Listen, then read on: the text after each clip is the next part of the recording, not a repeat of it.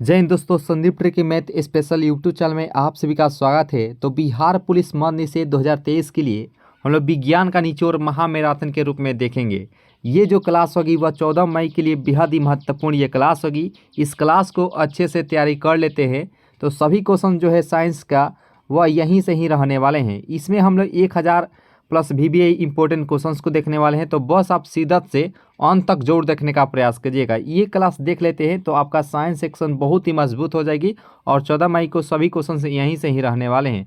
तो चलिए दोस्तों, सेशन को स्टार्ट करते हैं और देखते हैं हम लोग बारी बारी से प्रश्न को। और यहाँ पे फर्स्ट ना प्रश्न है कि पानी का भारीपन किस विलय के कारण होता है। काफ़ी महत्वपूर्ण ये सवाल है कि पानी का जो भारीपन होता है वह किस विलय के कारण होता है, सोडियम, कैल्शियम, नाइट्रोजन या पोटेशियम। तो देखिए, पानी का जो भारीपन होता है यह होता है कैल्शियम के कारण, यानी कि इस प्रश्न का राइट आंसर हो जाएगा ऑप्शन नंबर यहाँ पे जो बी ऑप्शन है। इस प्रश्न का सही आंसर हो जाएगा ऑप्शन नंबर बी। आप सभी अंत तक जोड़ देखने का प्रयास कीजिएगा, बेहद ही महत्वपूर्ण ये सेशन है। और यहाँ पे प्रश्न है कि निम्न में किससे टेप रिकॉर्डर की टेप लेपित रहती है। यहाँ पे इस प्रश्न का सही आंसर क्या होना चाहिए कि निम्न में से किसे टेप रिकॉर्डर की टेप लेपित रहती है। तो इसका जो सही आंसर हो जाएगा दू का, वह हो जाएगा ऑप्शन नंबर बी, यानी कि फेरोमैग्नेटिक चूर्ण का होता है, यानी कि ऑप्शन नंबर यहाँ पे जो बी ऑप्शन है इस प्रश्न का सही आंसर हो जाएगा option number B. B is the right answer for this question. और यहाँ पे प्रश्न है, काफ़ी महत्वपूर्ण ये सवाल है कि सोडियम धातु को डुबा कर रखा जाता है जल में, अल्कोहल में, किरोसिन में या पेट्रोल में। तो यहाँ पे इस प्रश्न का सही आंसर क्या होना चाहिए कि सोडियम धातु को डुबो कर रखा जाता है। तो इसका जो सही आंसर हो जाएगा या किरोसिन तेल में जो है वो सोडियम को डुबो कर रखा जाता है, यानी कि जो डी ऑप्शन इस प्रश्न का सही आंसर हो जाएगा option number D. D is the right answer for this question. और यहाँ पे बताना है कि यूरिया का जो है वह रासायनिक नाम क्या होता है। काफ़ी महत्वपूर्ण ये सवाल है कि यूरिया का जो है वह रासायनिक नाम क्या होता है। तो इसका जो सूत्र होता है NH2CO और NH2 यूरिया का सूत्र होता है, यह भी याद रखेगा। और इसका जो है रासायनिक नाम पूछा गया है, क्या एनिलीन होता है, क्लोरोइथेन होता है, कार्बामाइड होता है या डी है कोई नहीं। तो देखिए, यूरिया का जो रासायनिक नाम होता है वह कार्बामाइड होता है, यानी कि ऑप्शन नंबर यहाँ पे जो सी ऑप्शन है इस प्रश्न का सही आंसर हो जाएगा ऑप्शन नंबर डी, सॉरी जो सी ऑप्शन है इस प्रश्न का सही आंसर हो जाएगा। और यहाँ पे प्रश्न है कि वह तत्व जो ऑक्सीजन से प्रतिक्रिया नहीं करता है क्या कहलाता है। काफ़ी महत्वपूर्ण यह सवाल है कि वह तत्व जो ऑक्सीजन से प्रतिक्रिया नहीं करता है क्या कहलाता है। क्लोरीन, आयोडीन, नाइट्रोजन या हीलियम।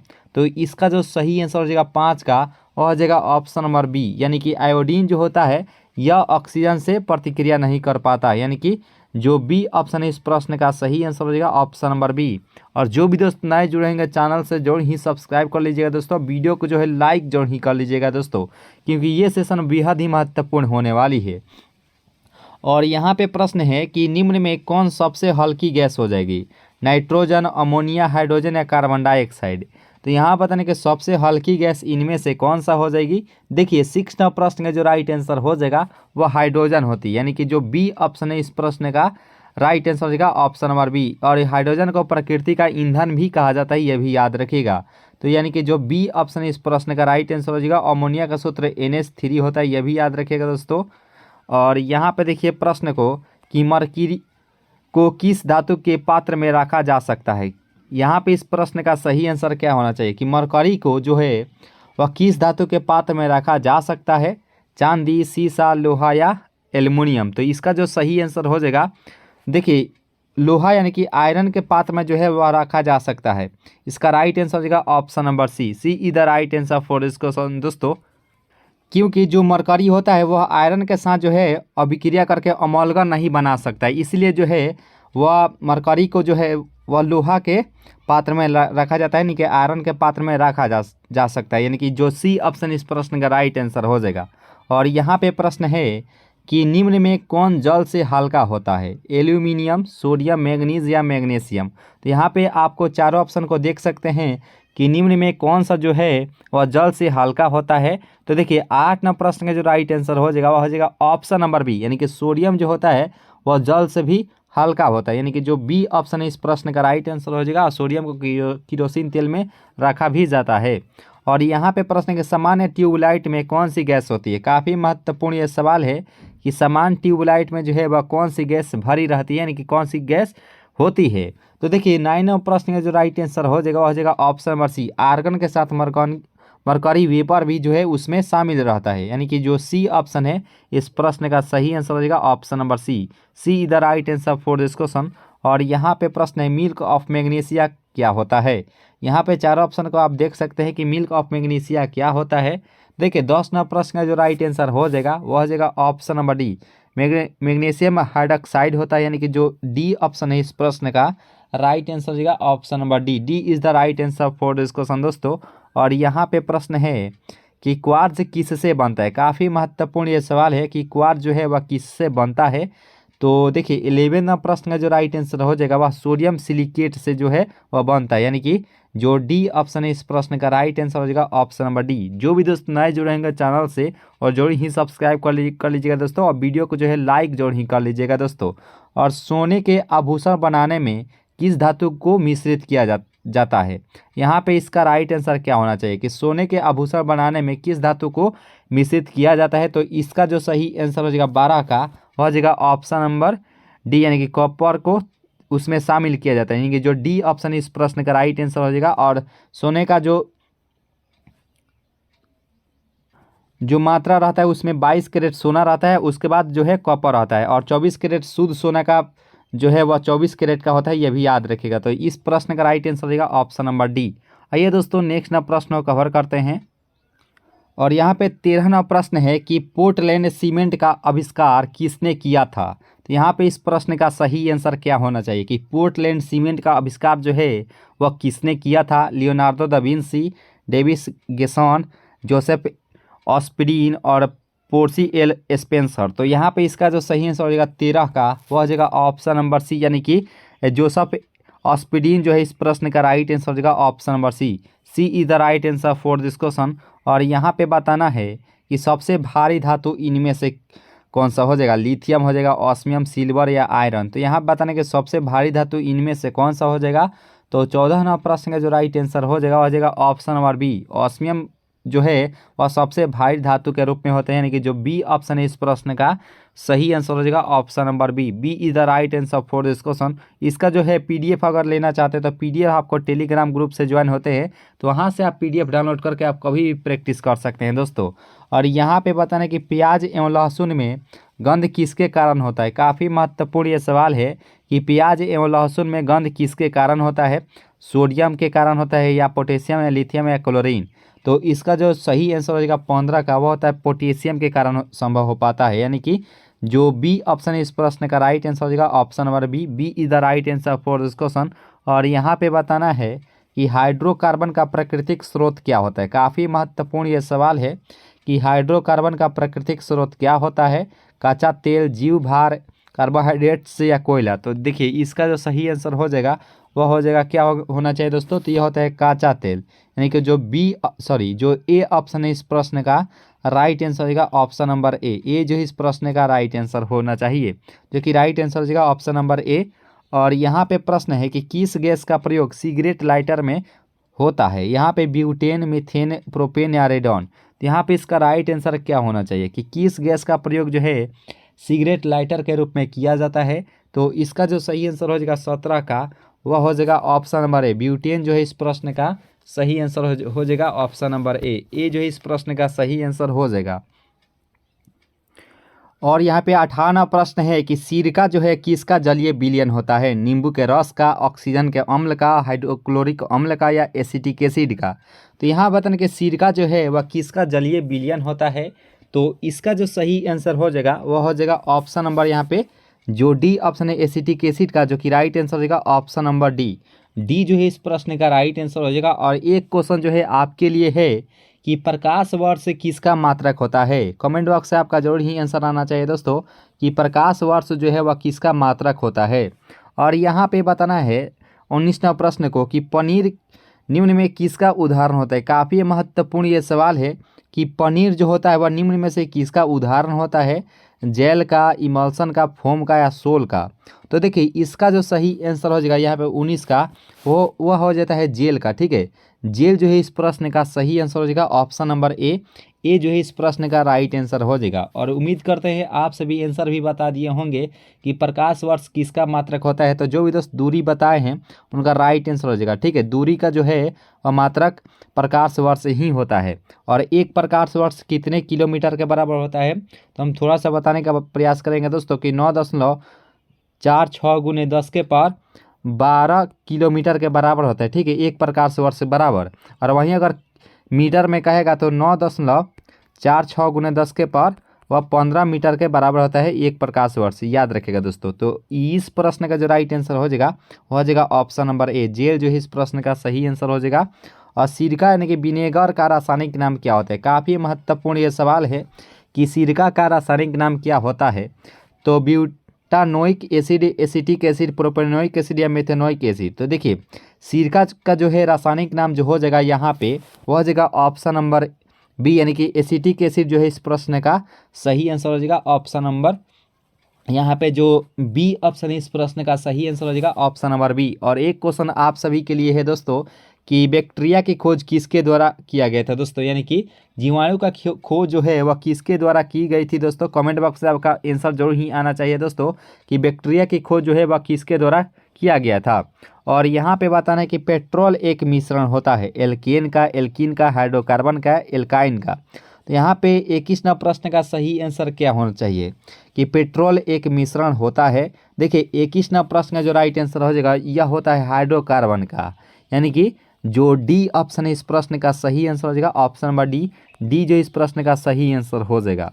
और यहाँ पे प्रश्न है कि पॉलीथीन प्राप्त होता है नाइट्रिक एसिड से, पिक्रिक अम्ल से, एथिलीन के बहुलीकरण से, या इनमें से कोई नहीं। तो यहाँ पे इस प्रश्न का सही आंसर क्या होगा कि पॉलीथीन प्राप्त होता है। तो देखिए 22वां प्रश्न का जो राइट आंसर हो जाएगा वो हो जाएगा एथिलीन के बहुलीकरण से जो है वह पॉलीथीन प्राप्त होता है, यानी कि जो सी ऑप्शन है इस प्रश्न का सही आंसर हो जाएगा ऑप्शन नंबर सी। सी जो इस प्रश्न का राइट आंसर हो जाएगा। और अब तक आप आंसर भी दे दिए होंगे दोस्तों कि बैक्टीरिया की खोज किसके द्वारा की गई थी दोस्तों, तो वे ल्यूएनहॉक के द्वारा जो है बैक्टीरिया की खोज की गई थी, यानी कि जीवाणु की जो खोज है वह ल्यूएनहॉक के द्वारा किया गया था दोस्तों। और जीवित कोशिका की जो खोज है वह ल्यूएनहॉक के द्वारा ही किया गया था दोस्तों। वैसे बात करें कोशिका के बारे में तो कोशिका की खोज जो है वह रॉबर्ट हुक के द्वारा किया गया था दोस्तों, याद रखिएगा। और जीवित कोशिका की खोज जो है वह ल्यूएनहॉक के द्वारा किया गया था। तो यहाँ पॉलीथीन जो प्राप्त होता है वह एथिलीन के बहुलीकरण से जो है वह प्राप्त होता है, यानी कि जो सी ऑप्शन है इस प्रश्न का सही आंसर हो जाएगा। तो चलिए दोस्तों नेक्स्ट प्रश्न कवर करते हैं। सेशन अगर यहाँ तक अगर अच्छी लगी हो तो एक लाइक जरूर ही कीजिएगा दोस्तों। और अगर चांस अगर नए जुड़े हो तो जरूर ही सब्सक्राइब कर लीजिएगा दोस्तों। ठीक है, और अपने दोस्तों में भी जो है वीडियो को शेयर जरूर करने का प्रयास कीजिएगा। और यहाँ पे 23वां प्रश्न को देखिए कि किस संश्लेषित रेशा को कृत्रिम सिल्क के नाम से भी जाना जाता है, कॉटन, रेयन, टेरिलिन या नायलॉन। तो यहाँ पे इस प्रश्न का सही आंसर क्या होना चाहिए कि किस संश्लेषित रेशा को जो है कृत्रिम सिल्क के नाम से जाना जाता है। तो 23वां प्रश्न का जो राइट आंसर हो जाएगा हो जाएगा रेयन। रेयन जो है इस प्रश्न का सही आंसर हो जाएगा ऑप्शन नंबर जो बी ऑप्शन है इस प्रश्न का सही आंसर हो जाएगा। और ये क्वेश्चन आप सभी के लिए है दोस्तों कि ध्वनि की जो गति होती है वह धीमी किस में होती है, ध्वनि की जो गति होती है वह निम्न में किस में कम होती है, क्या हवा में होती है, ठोस में होती है या निर्वात में होती है। कमेंट बॉक्स से आपका आंसर जो ही आना चाहिए कि ध्वनि का जो गति होती है वह धीमी किस में होती है, हवा में, निर्वात में या ठोस में। और यहाँ पे बताना है कि नाइलॉन है पॉलीएमाइड, पॉलीएस्टर, पॉलीप्रोपिलीन या पॉलीएथिलीन। तो यहाँ बताने कि नायलॉन जो है वह क्या होता है। तो देखिए 24वां प्रश्न का जो राइट आंसर हो जाएगा पॉलीएमाइड होता है, यानी कि जो ए ऑप्शन है इस प्रश्न का सही आंसर हो जाएगा ऑप्शन नंबर ए। और जो ध्वनि की जो गति जो धीमी होती है वह हवा में कमी होती है। ठीक है, आपका आंसर जो ही आना चाहिए हवा। तो ध्वनि की जो गति धीमी होती है वह हवा में होती है और सबसे अधिक किस में होती है, तो वह ठोस में होती है, जो कि ध्वनि का वेग सर्वाधिक जो होता है वह ठोस में होता है, ये भी याद रखिएगा। और यहाँ पे बताएं कार्बन का क्रिस्टलीय रूप इनमें से कौन सा हो जाएगा, तो काजल, लकड़ी का कोयला। चलिए और ऑप्शन को देख लेते हैं। तो यह प्रश्न आप सही से देख लीजिए कि कार्बन का क्रिस्टलीय रूप होता है, और सी है एंथ्रासाइट और डी है यहाँ पे हीरा। तो इसका जो सही आंसर हो जाएगा कार्बन क्रिस्टलीय रूप होता है हीरा, यानी कि जो डी ऑप्शन है इस प्रश्न का राइट आंसर हो जाएगा। हीरे के बारे में जानते ही हैं दोस्तों, 2.42 होता है हीरा का अपवर्तनांक होता है क्रांति कोण 24.41 डिग्री होता है हीरा का क्रांति कोण, और हीरा का sp3 प्रसंकरण होता है, हाइब्रिडाइजेशन भी होता है। तो इस प्रश्न का राइट आंसर हो जाएगा ऑप्शन नंबर डी। और यहाँ पे बताना है कि कांच किसका मिश्रण होता है। काफ़ी महत्वपूर्ण ये सवाल है कि कांच जो है वह किसका मिश्रण होता है। देखिए 26वां प्रश्न का जो राइट आंसर हो जाएगा बालू और सिलिकेट का जो है वह मिश्रण होता है, यानी कि जो सी ऑप्शन है इस प्रश्न का सही आंसर हो जाएगा option number C. C is the right answer for this question दोस्तों। आइए दोस्तों नेक्स्ट प्रश्न को कवर करते हैं, जो कि काफ़ी महत्वपूर्ण ये सवाल है कि डायनामाइट में मुख्य रूप से पाया जाता है। काफ़ी महत्वपूर्ण ये सवाल है कि डायनामाइट में मुख्य रूप से पाया जाता है TNP, RDX, पिक्रिक एसिड या नाइट्रिक ग्लिसरीन। तो देखिए डायनामाइट की बात करें तो इसमें जो है नाइट्रोग्लिसरीन पाया जाता है, यानी कि इस प्रश्न का सही आंसर हो जाएगा ऑप्शन नंबर यहाँ पे जो सी ऑप्शन है इस प्रश्न का सही आंसर हो जाएगा। जो इस सी के साथ जा रहे हैं उनका बिल्कुल सही आंसर हो जाएगा। और यहाँ पे देखिए प्रश्न को कि किस अम्ल में जो है वह ऑक्सीजन नहीं होता है। काफ़ी महत्वपूर्ण ये सवाल है कि किस अम्ल में जो है वह ऑक्सीजन नहीं होता है। सल्फ्यूरिक एसिड या H2SO4, नाइट्रिक एसिड या हाइड्रोक्लोरिक अम्ल या उपरोक्त सभी। तो देखिए यहाँ बताना है कि किस अम्ल में ऑक्सीजन नहीं होता है, तो ये हाइड्रोक्लोरिक अम्ल में जो है वह ऑक्सीजन नहीं होता है। तो इसका जो सही आंसर हो जाएगा, क्योंकि हाइड्रोक्लोरिक अम्ल HCl होता है, ठीक है, तो इसमें ऑक्सीजन तो है ही नहीं। और H2SO4 ये होता है, इसमें ऑक्सीजन है, और इससे नाइट्रिक अम्ल में भी जो है वो ऑक्सीजन होता है, लेकिन हाइड्रोक्लोरिक अम्ल में जो है वो ऑक्सीजन नहीं होता है। इस प्रश्न का राइट आंसर हो जाएगा ऑप्शन नंबर यहाँ पे जो सी ऑप्शन है इस प्रश्न का सही आंसर हो जाएगा। और आइए दोस्तों नेक्स्ट प्रश्न को कवर करते हैं। और यहाँ पे प्रश्न है कि शौचालयों में उपयोग किए जाने वाले दुर्गंधनाशकों में होता है। यहाँ पे इस प्रश्न का सही आंसर क्या होना चाहिए कि शौचालयों में उपयोग किए जाने वाले दुर्गंधनाशकों में होता है। तो इसका जो सही आंसर हो जाएगा 29 का वह हो जाएगा ऑप्शन नंबर बी। बी जो है इस प्रश्न का सही आंसर हो जाएगा। बेंजीन जो है इस प्रश्न का सही आंसर हो जाएगा ऑप्शन नंबर बी। बी जो है इस प्रश्न का सही आंसर हो जाएगा। और आइए दोस्तों नेक्स्ट प्रश्न को कवर करते हैं। और यहाँ पे 30वां प्रश्न है कि वेल्डिंग में इस्तेमाल की जाने वाली गैसों में क्या होता है। काफ़ी महत्वपूर्ण ये सवाल है कि वेल्डिंग में इस्तेमाल की जाने वाले गैसों में क्या होता है। तो इसका जो सही आंसर हो जाएगा, चारों ऑप्शन को आप सही से देख सकते हैं। तो देखिए 30वां प्रश्न का जो राइट आंसर हो जाएगा वह हो जाएगा ऑप्शन नंबर यहाँ पे जो बी ऑप्शन है ऑक्सीजन एसिटिलीन, जो कि राइट आंसर हो जाएगा ऑप्शन नंबर बी। बी जो है इस प्रश्न का सही आंसर हो जाएगा। उम्मीद करते हैं यहाँ तक जो सेशन है आप सभी बहुत ही अच्छे से कवर किए होंगे। सेशन अगर अच्छी लग रही हो तो लाइक जरूर ही कीजिएगा दोस्तों, और अगर चांस अगर नए जुड़े हो तो जरूर ही सब्सक्राइब कर लीजिएगा।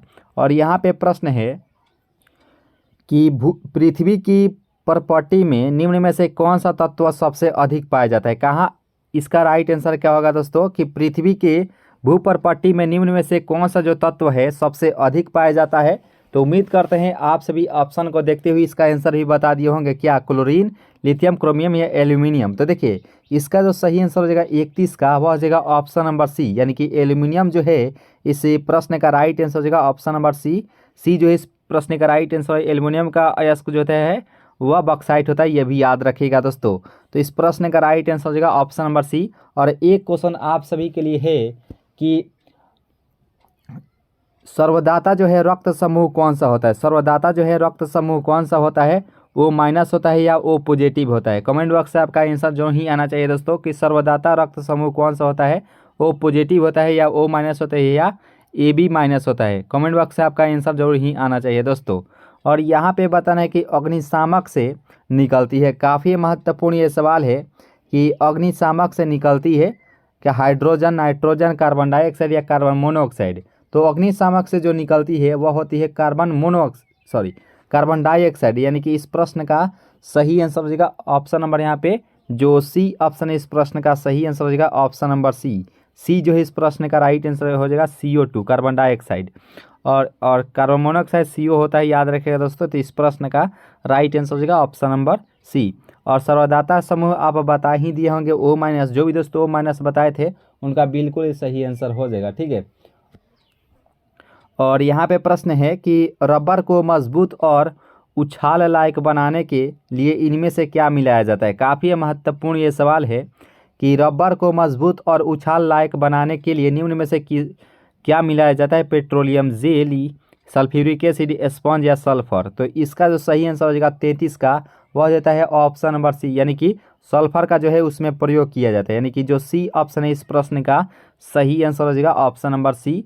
और यहाँ पे देखिए प्रश्न को कि कच्चा एल्युमिनियम किस नाम से जाना जाता है। काफ़ी महत्वपूर्ण ये सवाल है कि कच्चा एल्युमिनियम किस नाम से जाना जाता है, लिग्नाइट, बॉक्साइट, पायराइट या एंथ्रेसाइट। तो यहाँ पे 34 नंबर प्रश्न का राइट आंसर क्या होना चाहिए।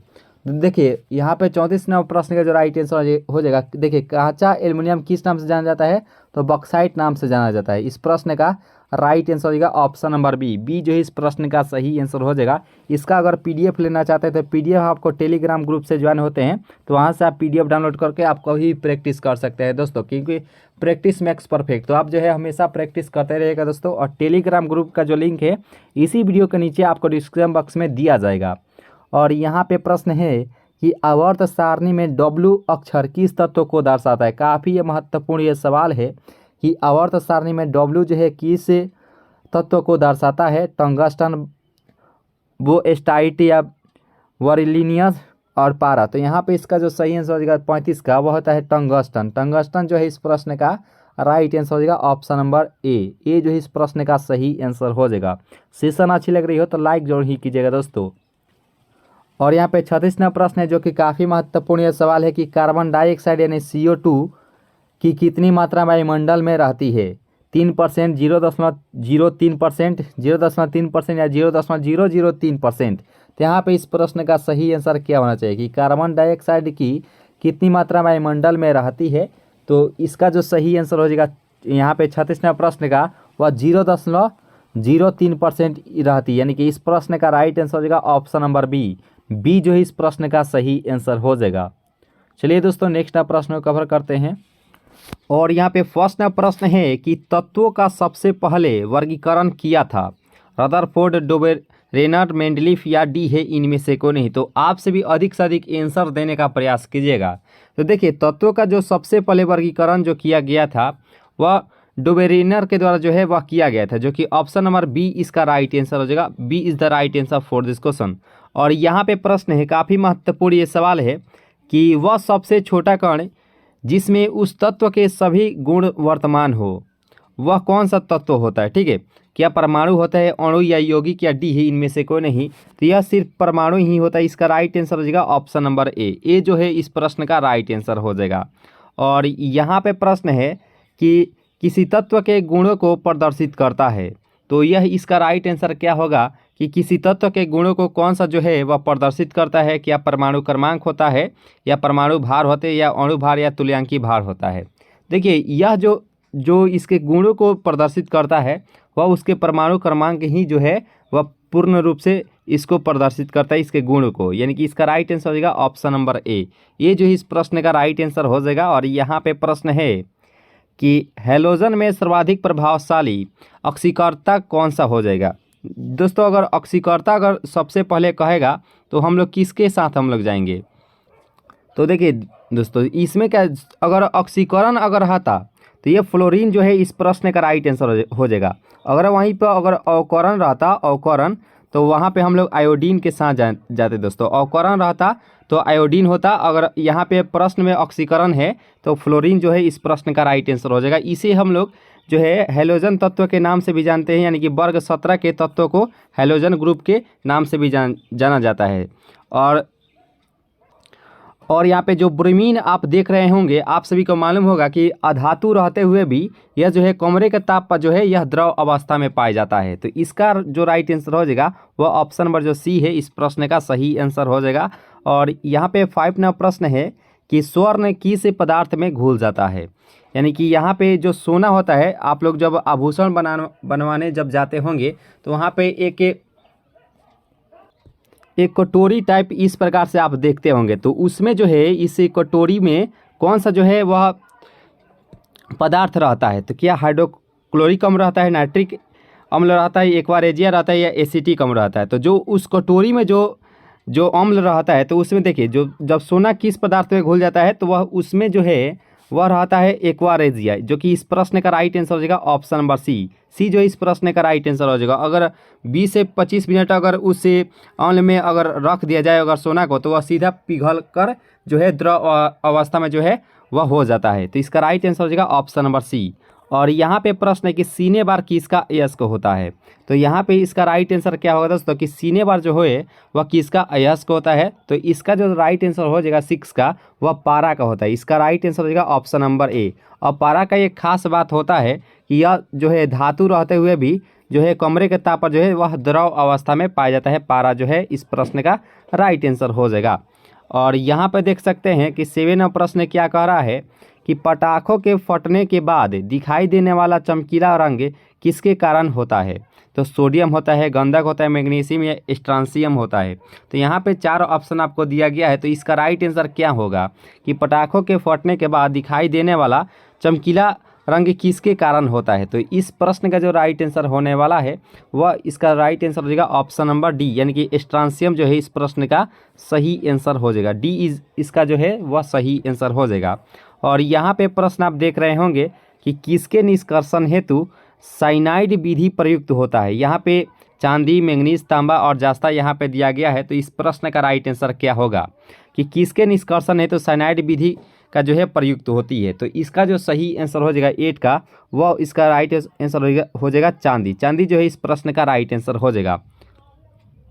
और यहाँ पे चांदी की एक खास बात होती है, यह विद्युत का सबसे अच्छा चालक भी होता है। विद्युत का जो है वह सबसे अच्छा जो चालक होता है वह चांदी ही होता है, याद रखिएगा। तो इस प्रश्न का राइट आंसर हो जाएगा ऑप्शन नंबर ए।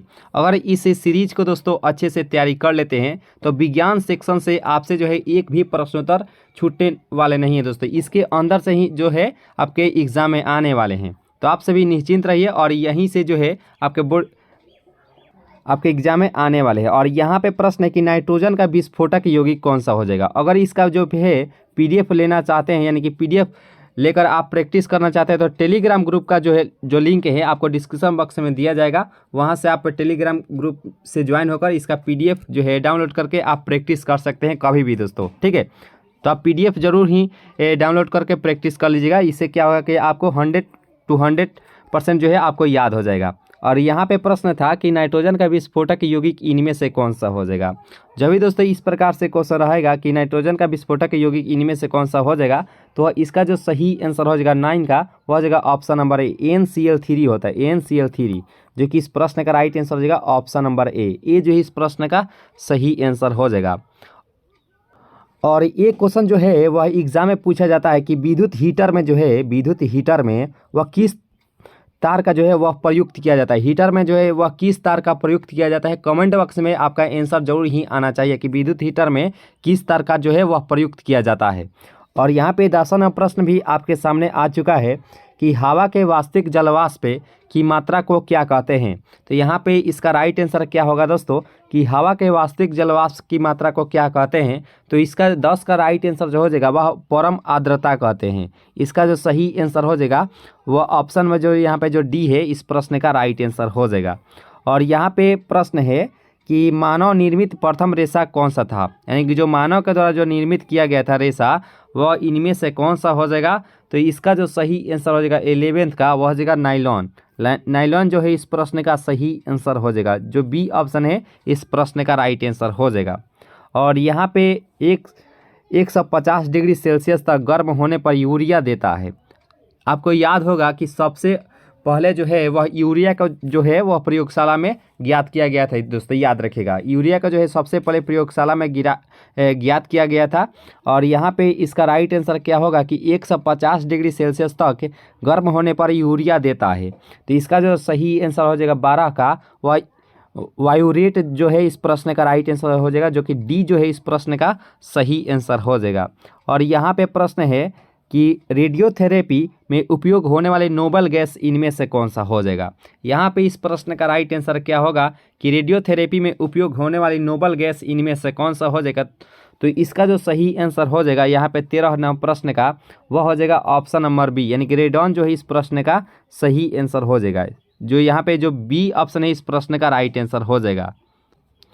और यहाँ पे 14वां प्रश्न है कि नाभिकीय विखंडन को सर्वप्रथम प्रयोगात्मक तरीके से देखा गया था। तो इसका जो राइट आंसर हो जाएगा, यहाँ पे प्रश्न है कि नाभिकीय विखंडन को सर्वप्रथम प्रयोगात्मक तरीके से देखा गया था, तो ये स्ट्रासमस द्वारा जो है इस प्रश्न का राइट आंसर हो जाएगा। ऑप्शन नंबर यहाँ पे जो बी ऑप्शन है इस प्रश्न का राइट आंसर हो जाएगा। जो कि नाभिकीय विखंडन किस में होता है, तो परमाणु जो बम होता है, परमाणु बम, वह नाभिकीय विखंडन पर जो है वह कार्य करता है। और सूर्य का जो प्रकाश है वह नाभिकीय संलयन पर जो है वह कार्य करता है, यानी कि हाइड्रोजन बम जो है वह भी नाभिकीय संलयन पर ही कार्य करता है, और परमाणु बम जो है नाभिकीय विखंडन पर कार्य करता है, याद रखिएगा। तो इस प्रश्न का जो राइट आंसर हो जाएगा ऑप्शन नंबर बी।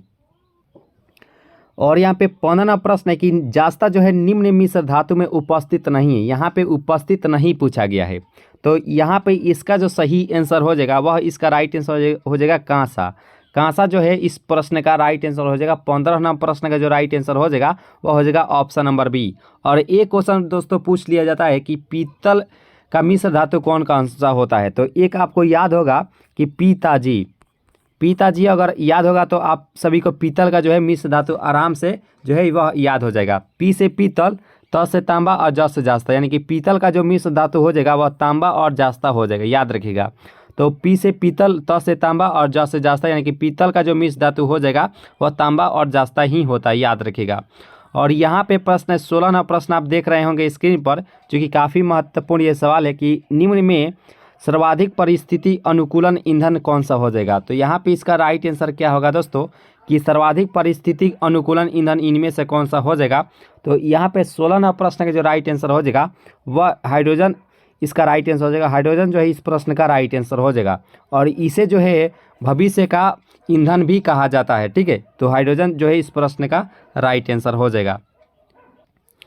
और यहाँ पे 17वां प्रश्न भी आप सभी के सामने उपस्थित हो चुका है कि तड़ित चालक निर्मित होते हैं तांबा से, एल्यूमिनियम से, लोहा से या इस्पात से। तो यहाँ पे बताना है कि तड़ित चालक जो है वह निर्मित होते हैं। देखिए 17वां प्रश्न का जो राइट आंसर हो जाएगा वह तांबा से होते हैं, याद रखेगा। इस प्रश्न का सही आंसर हो जाएगा ऑप्शन नंबर ए, ये जो इस प्रश्न का राइट आंसर हो जाएगा। और एक दोस्तों लोहा का मुख्य यस्क भी पूछ लिया जाता है कि लोहा का जो है मुख्य यस्क कौन सा होता है। तो जब भी दोस्तों अगर मुख्य यस्क कहेगा तो वह हेमेटाइट होता है। हेमेटाइट जो है वह लोहा का मुख्य यस्क होता है। और एल्यूमिनियम का कौन सा होता है, तो वह बॉक्साइट होता है, याद रखिएगा। तो इस प्रश्न का राइट आंसर हो जाएगा ऑप्शन नंबर ए, ये जो इस प्रश्न का सही आंसर हो जाएगा। और यहाँ पे प्रश्न है कि प्रकाश की गति न्यूनतम होगी जब वह गुजरेगी। अब वैसे बात करें प्रकाश की जो चाल होती है वह 3×10⁸ मीटर पर सेकेंड होता है, जो कि निर्वात में होती है, याद रखिएगा।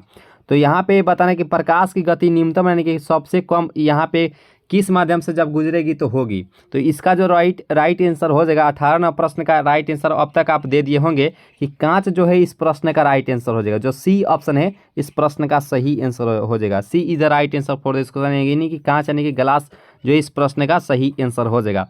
तो उम्मीद करते हैं यहाँ तक जो सेशन है आप सभी को अच्छी लगी होंगी। दोस्तों अगर लग रही होंगी तो लाइक जरूर कीजिएगा दोस्तों, और अगर चांस अगर नए जुड़े हों तो जरूर ही सब्सक्राइब कर लीजिएगा।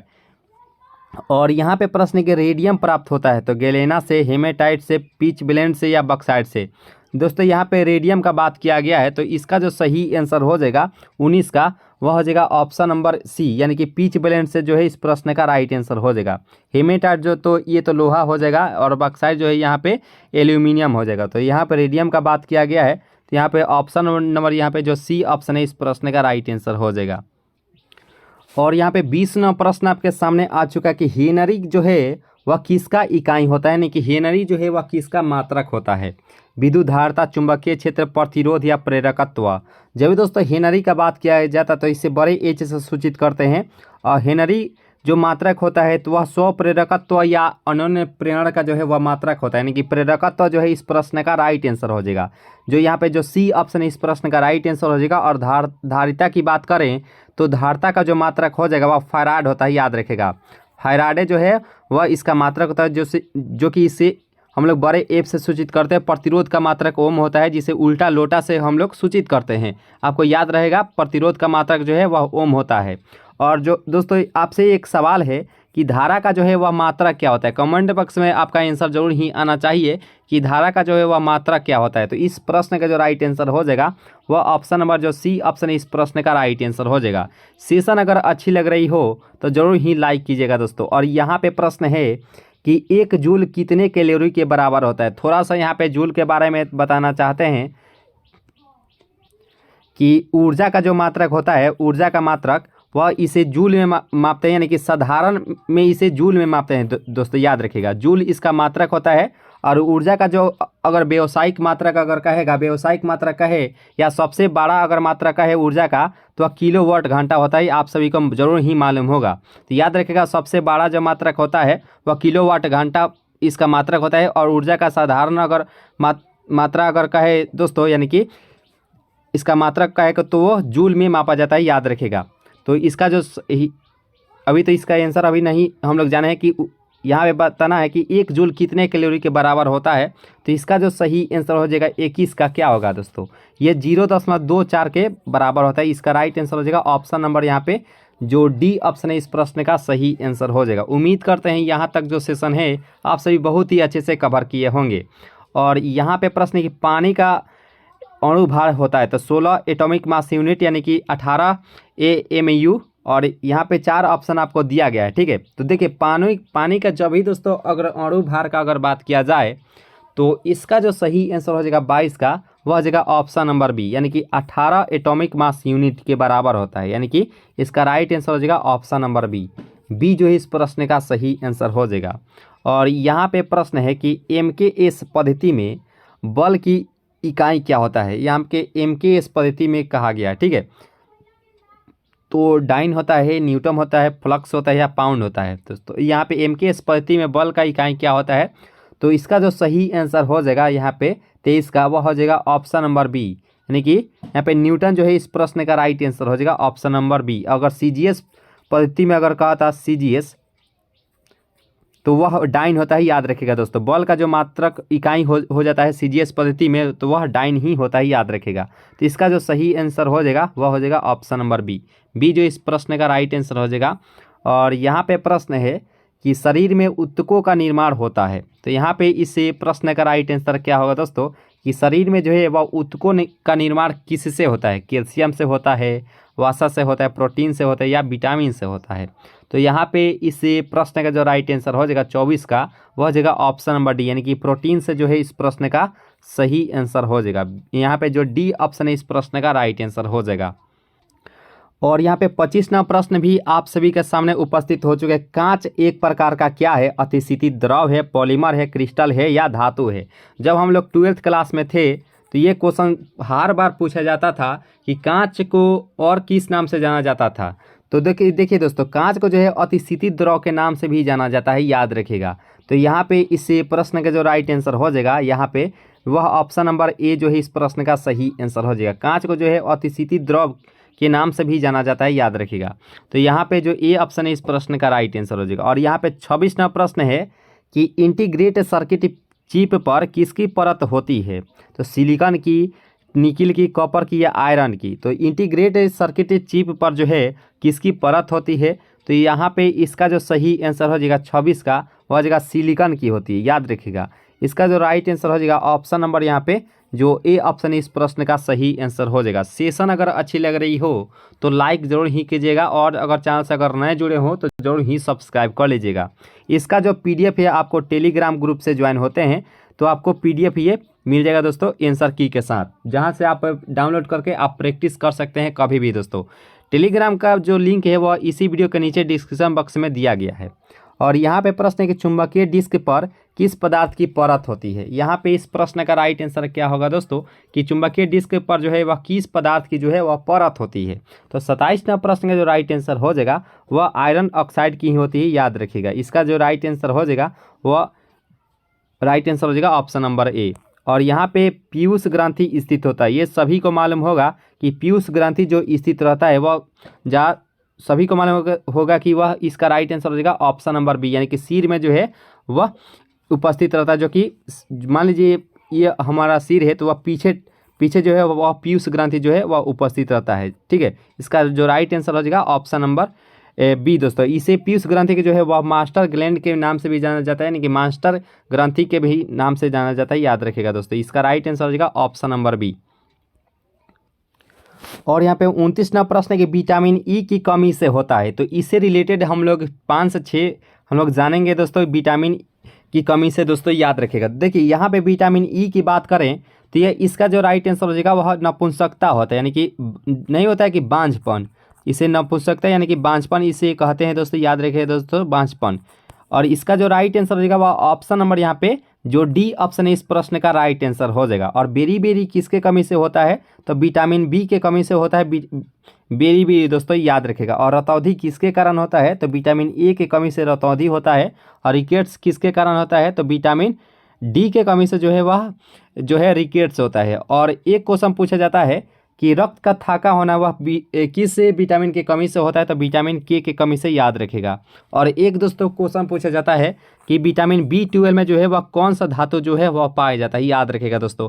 कमेंट बॉक्स से आप जरूर ही बताने का प्रयास कीजिएगा कि विटामिन B12 में जो है वह कौन सा जो है वह धातु पाया जाता है, जल्दी से कमेंट करने का प्रयास कीजिएगा। तो इस प्रश्न का जो राइट आंसर हो जाएगा विटामिन ई की कमी से जो होता है वह नपुंसकता होता है, इसका राइट आंसर हो जाएगा ऑप्शन नंबर डी। नपुंसकता कहे या बांझपन कहे दोनों सेम ही होता है, इसका राइट आंसर हो जाएगा ऑप्शन नंबर डी। और यहाँ पे प्रश्न है कि प्रति सेकेंड एक रेडियम कितने RPM के बराबर होता है, तो यहाँ पे 30वां प्रश्न का राइट आंसर क्या होगा दोस्तों कि प्रति सेकेंड एक रेडियम कितने RPM के बराबर होता है। तो यहाँ पे 30वां प्रश्न का जो राइट आंसर हो जाएगा वह जगह ऑप्शन नंबर बी, यानी कि 9.549 होता है, यानी कि इसका राइट आंसर हो जाएगा ऑप्शन नंबर बी। बी जो इस प्रश्न का राइट आंसर हो जाएगा। उम्मीद करते हैं यहाँ तक जो सेशन है आप सभी को बहुत ही अच्छी लगी होगी, और लग रही होंगी अच्छी तो जरूर ही लाइक एक कीजिएगा, लास्ट में कमेंट कीजिएगा कि ये सेशन आपको कैसा लगा, है ना दोस्तों। और यहाँ पे प्रश्न है कि FIR में आई अक्षर का घोतक क्या होता है, यानी कि आई अक्षर का जो है वह अर्थ क्या होता है। तो यहाँ पे आई अक्षर का जो अर्थ होता है, यहाँ पे इसका जो राइट आंसर हो जाएगा 31 का, वह इंफॉर्मेशन होता है, इसका राइट आंसर हो जाएगा ऑप्शन नंबर ए। और यहाँ पे प्रश्न है कि भारत का प्रथम परमाणु रिएक्टर किस नाम से जाना जाता है, तो सभी को मालूम होगा कि भारत का जो प्रथम परमाणु रिएक्टर का जो है नाम वह किस नाम से जाना जाता है। तो इसका जो सही आंसर हो जाएगा 32 का हो जाएगा ऑप्शरा जो है इस प्रश्न का राइट आंसर हो जाएगा ऑप्शन नंबर बी। बी जो इस प्रश्न का राइट आंसर हो जाएगा। और यहाँ पे प्रश्न है कि श्यानता की SI यूनिट क्या होती है, तो यहाँ पे श्यानता का जो है SI इकाई यहाँ पे पूछा गया है। तो सभी को मालूम होगा कि पोआइज में इसका मात्रक होता है, इसका राइट आंसर हो जाएगा ऑप्शन नंबर ए। ए जो है इस प्रश्न का राइट आंसर हो जाएगा। और पास्कल किसका होता है, तो दाब का जो मात्रक होता है वह पास्कल में मापा जाता है, याद रखिएगा। तो इसका इस प्रश्न का जो राइट आंसर हो जाएगा वह ऑप्शन नंबर यहाँ पे जो ए ऑप्शन है इस प्रश्न का सही आंसर हो जाएगा। और यहाँ पे प्रश्न है कि कौन जो है अचुंबकीय पदार्थ है, तो यहाँ पे अचुंबकीय पदार्थ है पूछा गया है, तो ये पीतल के साथ हम लोग जाएंगे जो कि इस प्रश्न का राइट आंसर हो जाएगा। अगर वहीं पे कहा था कि लोहा, इसमें से कौन सा जो है पदार्थ है वह लौह चुंबकीय पदार्थ है, तो लोहा निकेल कोबाल्ट होता है, याद रखेगा दोस्तों। यानी कि लोहा यानी कि Fe, Ni और CO, लोहा निकेल कोबाल्ट जो है वह लौह चुंबकीय पदार्थ होता है, याद रखें, यानी फेरोमैग्नेटिक सब्सटेंस होते हैं। इस प्रश्न का राइट आंसर हो जाएगा अचुंबकीय पदार्थ यहाँ पे पूछा गया है, तो इसका राइट आंसर हो जाएगा ऑप्शन नंबर डी। पीतल जो है इस प्रश्न का राइट आंसर हो जाएगा। और यहाँ पे विकास का प्रारंभिक बल इनमें से कौन सा हो जाएगा, यहाँ पे 4 ऑप्शन आपको दिया गया है, चारों ऑप्शन में से कौन सा जो ऑप्शन है वह सही आंसर हो जाएगा कि विकास का प्रारंभिक बल इनमें से कौन सा हो जाएगा। देखिए 35वां प्रश्न का जो राइट आंसर हो जाएगा, उम्मीद करते हैं आप सभी जो है ऑप्शन नंबर बी को बताए हैं, जो कि बिल्कुल ही सही आंसर हो जाएगा, यानी प्राकृतिक वरण जो है इस प्रश्न का राइट आंसर हो जाएगा। और एक दोस्तों क्वेश्चन पूछ लिया जाता है एग्जाम में कि आनुवंशिकी के पिता किसे कहा जाता है, जल्दी से कमेंट करके बताने का प्रयास कीजिएगा। जितने भी क्वेश्चंस आज हम पूछे हैं वो सभी क्वेश्चंस का आंसर आप कमेंट बॉक्स में जरूर ही देने का प्रयास कीजिएगा। तो अभी पूछा गया है कि आनुवंशिकी के पिता किसे कहा जाता है, दोस्तों कमेंट बॉक्स में जल्दी से बताने का प्रयास कीजिएगा। और यहाँ पे प्रश्न है कि इनमें से कौन सा जो कण है परमाणु में नहीं होता है। देखिए परमाणु के, तो यहाँ पे परमाणु में कौन सा जो है वह नहीं होता है, तो परमाणु में मान लीजिए परमाणु है और नाभिक में ये हम बताना चाहते हैं, ठीक है।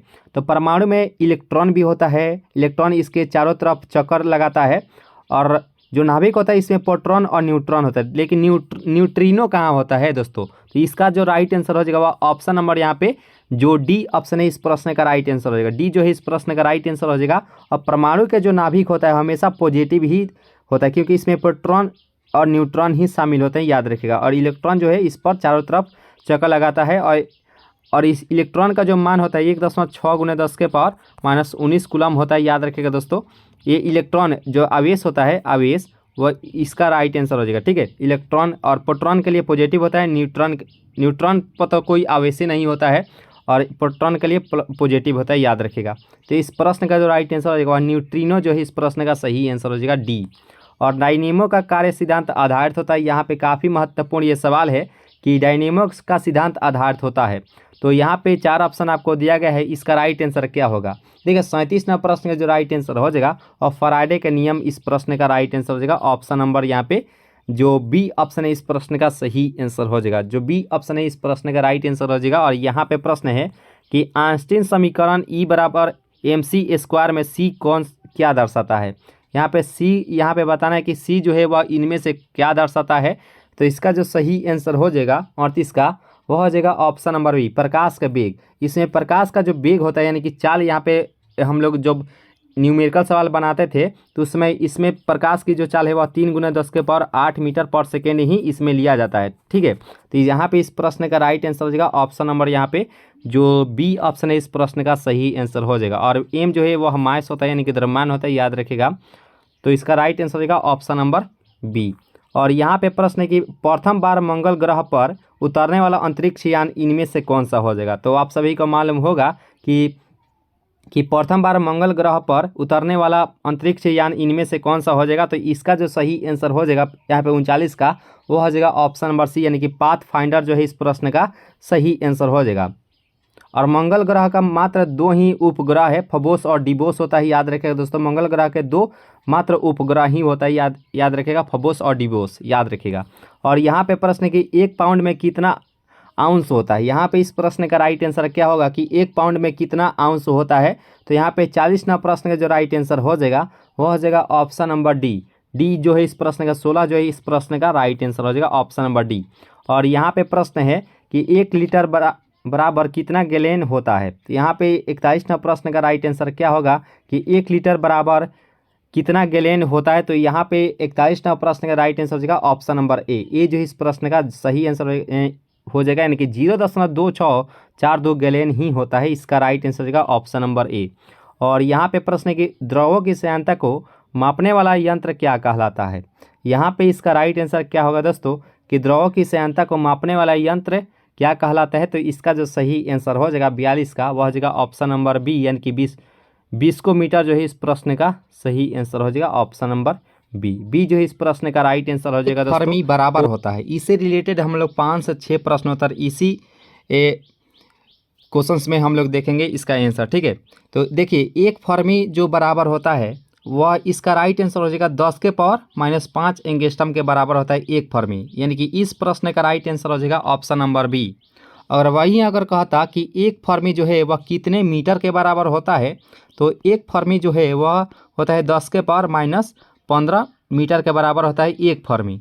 और वहीं अगर कहा जाता है कि फर्मी जो है यह किसका मात्रक होता है, तो यह एक प्रकार का लंबाई का मात्रक होता है। लंबाई का जो यहाँ पे फर्मी जो है मात्रक होता है वह किस में होता है, तो ये परमाणु होता है। परमाणु के नाभिक में प्रोटॉन और न्यूट्रॉन होते हैं और यहाँ पे उपस्थित रहते हैं इलेक्ट्रॉन। तो मान लीजिए प्रोटॉन और न्यूट्रॉन के बीच की जो दूरी होती है उसमें फर्मी का ही उपयोग किया जाता है, यानी कि फर्मी जो है इसके बीच की दूरी की लंबाई को जो है वह मापता है, इसमें फर्मी का ही उपयोग किया जाता है, ठीक है। तो यहाँ तक हम लोग जान चुके हैं। अगर वहीं अगर कहता कि 1 एंगस्ट्रॉम जो है वह कितने मीटर के बराबर होता है, तो 1 एंगस्ट्रॉम जो होता है वह 10⁻⁻10 मीटर के बराबर होता है 1 एंगस्ट्रॉम। तो इस रिलेटेड कोई भी क्वेश्चन आता है तो हम लोग बिल्कुल ही आसानी से दोस्तों 3 से 4 क्वेश्चन जो है हम लोग जान चुके हैं। तो देखिए इस प्रश्न का जो राइट आंसर हो जाएगा वह ऑप्शन नंबर बी जो है इस प्रश्न का राइट आंसर हो जाएगा। किसी भी क्वेश्चन में डाउट हो तो अपना डाउट जरूर ही क्लियर कर लीजिएगा कमेंट बॉक्स के माध्यम से दोस्तों, ठीक है। तो इस प्रश्न का राइट आंसर हो जाएगा ऑप्शन नंबर बी। और यहाँ पे प्रश्न है कि किसी वस्तु का अधिकतम भार होता है वायु में, जल में, हीलियम में या निर्वात में। तो यहाँ पे इस प्रश्न का जो राइट आंसर हो जाएगा, देखिए इस प्रश्न को बनाने के लिए इसका राइट आंसर हो जाएगा निर्वात में, यानी कि किसी वस्तु का अधिकतम जो भार होगा वह निर्वात में ही होता है। इस प्रश्न का राइट आंसर हो जाएगा ऑप्शन नंबर डी जो है इस प्रश्न का राइट आंसर हो जाएगा। और यहाँ पे प्रश्न है कि ताप वृद्धि से प्रत्यास्थता गुणांक में क्या वृद्धि होती है। ताप और इसके विपरीत होता है। तो देखिए जब भी दोस्तों यहाँ पे वृद्धि कहेगा, ताप में अगर वृद्धि होगा तो इसकी प्रत्यास्थता जो गुणांक होती है वह डिक्रीज करने लगती है, यानी कि घटने लगती है। ठीक है, तो इस प्रश्न का राइट आंसर हो जाएगा ऑप्शन नंबर ए, यानी कि घटता है। और वहीं अगर यहाँ पे वृद्धि ना देकर यहाँ पे घटना अगर लिखा रहता तो वहाँ पे जो प्रत्यास्थता गुणांक जो रहता वह बढ़ता है। ठीक है, तो हम लोग आसानी से यहाँ पे ज्ञात कर सकते हैं कि ताप वृद्धि से प्रत्यास्थता गुणांक का जो मान होता है वह घटने लगता है। इसका राइट आंसर हो जाएगा ऑप्शन नंबर ए जो इस प्रश्न का राइट आंसर हो जाएगा। और यहाँ पे प्रश्न है कि लड़का पैदा होगा जब एक्स वाई गुणसूत्र हो, एक्स एक्स गुणसूत्र हो, वाई वाई गुणसूत्र हो या डबल एक्स डबल वाई गुणसूत्र हो। तो यहाँ पे इसी प्रश्न का राइट आंसर क्या होगा दोस्तों कि लड़का पैदा होगा जब एक्स वाई गुणसूत्र हो, यानी कि इस प्रश्न का जो राइट आंसर हो जाएगा वह ऑप्शन नंबर जो ए है इस प्रश्न का सही आंसर हो जाएगा ऑप्शन नंबर ए। और वहीं अगर लड़की यहाँ पे रहता तो एक्स एक्स गुणसूत्र के कारण जो है वह लड़की पैदा होती है और एक्स वाई के गुणसूत्र के कारण जो है वह लड़का पैदा होता है। ये सभी हम लोग बहुत ही आसानी से जान चुके हैं दोस्तों। अगर वहीं अगर कहता है कि मानव में गुणसूत्रों की संख्या कितनी होती है तो कमेंट बॉक्स में जरूर ही बताने का प्रयास कीजिएगा कि मानव में गुणसूत्रों की संख्या कितनी होती है। और यहाँ पे प्रश्न आप देख सकते हैं स्क्रीन पर, जो कि काफ़ी महत्वपूर्ण ये सवाल है कि लार किसके पाचन में सहायक होता है। यहाँ पे इस प्रश्न का सही आंसर क्या होना चाहिए दोस्तों कि लार जो है वह किसके पाचन में जो है वह सहायक होता है। तो देखिए इस प्रश्न के जो राइट आंसर हो जाएगा 5 का वह हो जाएगा ऑप्शन नंबर बी। स्टार जो है इस प्रश्न का सही आंसर हो जाएगा ऑप्शन नंबर बी जो है इस प्रश्न का राइट आंसर हो जाएगा। और यहाँ पे प्रश्न है, इससे रिलेटेड भी हम लोग बहुत ही आसानी से 3 से 4 प्रश्नोत्तर जानेंगे दोस्तों कि दूध में कौन सा विटामिन नहीं पाया जाता है। यहाँ पे बताना है कि दूध में जो है वह कौन सा विटामिन नहीं पाया जाता है। तो ये प्रश्नोत्तर देखते ही आपका आंसर आ गया होगा। देखिए इसका जो राइट आंसर हो जाएगा वह ऑप्शन नंबर यहाँ पे जो सी ऑप्शन है इस प्रश्न का राइट आंसर हो जाएगा ऑप्शन नंबर सी, यानी कि विटामिन सी जो है वह दूध में नहीं पाया जाता है। नहीं तो विटामिन ए से लेकर ये सभी जो ये ऑप्शन में है ये सभी पाया जाता है। तो इस प्रश्न का राइट आंसर हो जाएगा ऑप्शन नंबर सी। और एक क्वेश्चन जो पूछा जाता है कि वसा में कौन सा विटामिन जो है वह घुलनशील है और पानी में कौन सा जो विटामिन है वह भी घुलनशील है। तो देखिए भैंस गई पानी में, यानी कि बी और सी जो है वह पानी में घुलनशील है। नहीं तो इसके अलावा कोई भी विटामिन हो, विटामिन ए हो, डी हो, के हो या ई हो, ये सभी जो है वह वसा में घुलनशील होता है। तो भैंस गई पानी में, यानी कि बी और सी जो है वह पानी में घुलनशील है। नहीं तो इसके अलावा जितने भी विटामिन है तो वह सभी जो है वह वसा में घुलनशील होता है। तो हम लोग आसानी से याद कर सकते हैं। तो इस प्रश्न का जो राइट आंसर हो जाएगा, यानी कि 6 नंबर प्रश्न का जो सही आंसर हो जाएगा ऑप्शन नंबर सी जो है इस प्रश्न का राइट आंसर हो जाएगा। यानी कि विटामिन सी जो है वह दूध में नहीं पाया जाता है। विटामिन ए के कमी से रतौंधी रोग होता है। विटामिन बी के कमी से कौन सा रोग होता है तो बेरी रोग होता है। और डी के कमी से रिकेट्स नामक रोग होता है। और विटामिन सी के कमी से स्कर्वी रोग होता है। विटामिन के कमी से होता है रक्त का थाका ना होना होता है। और विटामिन ई के कमी से बांझपन या नपुंसकता होता है। हम लोग आसानी से जान चुके थे। ठीक है, तो इसका राइट आंसर हो जाएगा ऑप्शन नंबर सी। और यहाँ पे प्रश्न की सर्पी घर्षण से लोटनी घर्षण होता है। यहाँ पे इस प्रश्न का राइट आंसर क्या होना चाहिए कि सर्पी घर्षण से लोटनी घर्षण होता है। तो इसका राइट आंसर हो जाएगा 7 का हो जाएगा बहुत ही कम होता है। ठीक है, इसका राइट आंसर हो जाएगा ऑप्शन नंबर ए जो इस प्रश्न का सही आंसर हो जाएगा। और जो भी दोस्तों नए जुड़े होंगे चैनल से वो जरूर ही सब्सक्राइब कर लीजिएगा दोस्तों।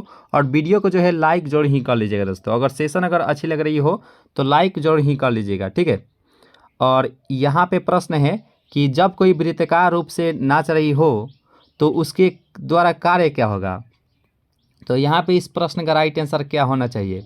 देखिए कोई भी चीज़ अगर वृत्ताकार रूप से अगर मान लीजिए लट्टू ही है और वह वृत्ताकार रूप से अगर नाच रही है तो उसके कार्य तो वह वहीं पर न रहेगी, तो यानी कि शून्य हो जाती है उसके कार्य। यानी कि ना उसको जो है वह बाहर जाता है ना ही वह कोई चीज़ कार्य करता है। ठीक है, तो वह उसी बिंदु पर जो है वह नाचता है। ठीक है, यानी कि उसका कार्य जो है वह शून्य हो जाता है। इस प्रश्न का राइट आंसर हो जाएगा ऑप्शन नंबर सी सी जो है इस प्रश्न का राइट आंसर हो जाएगा।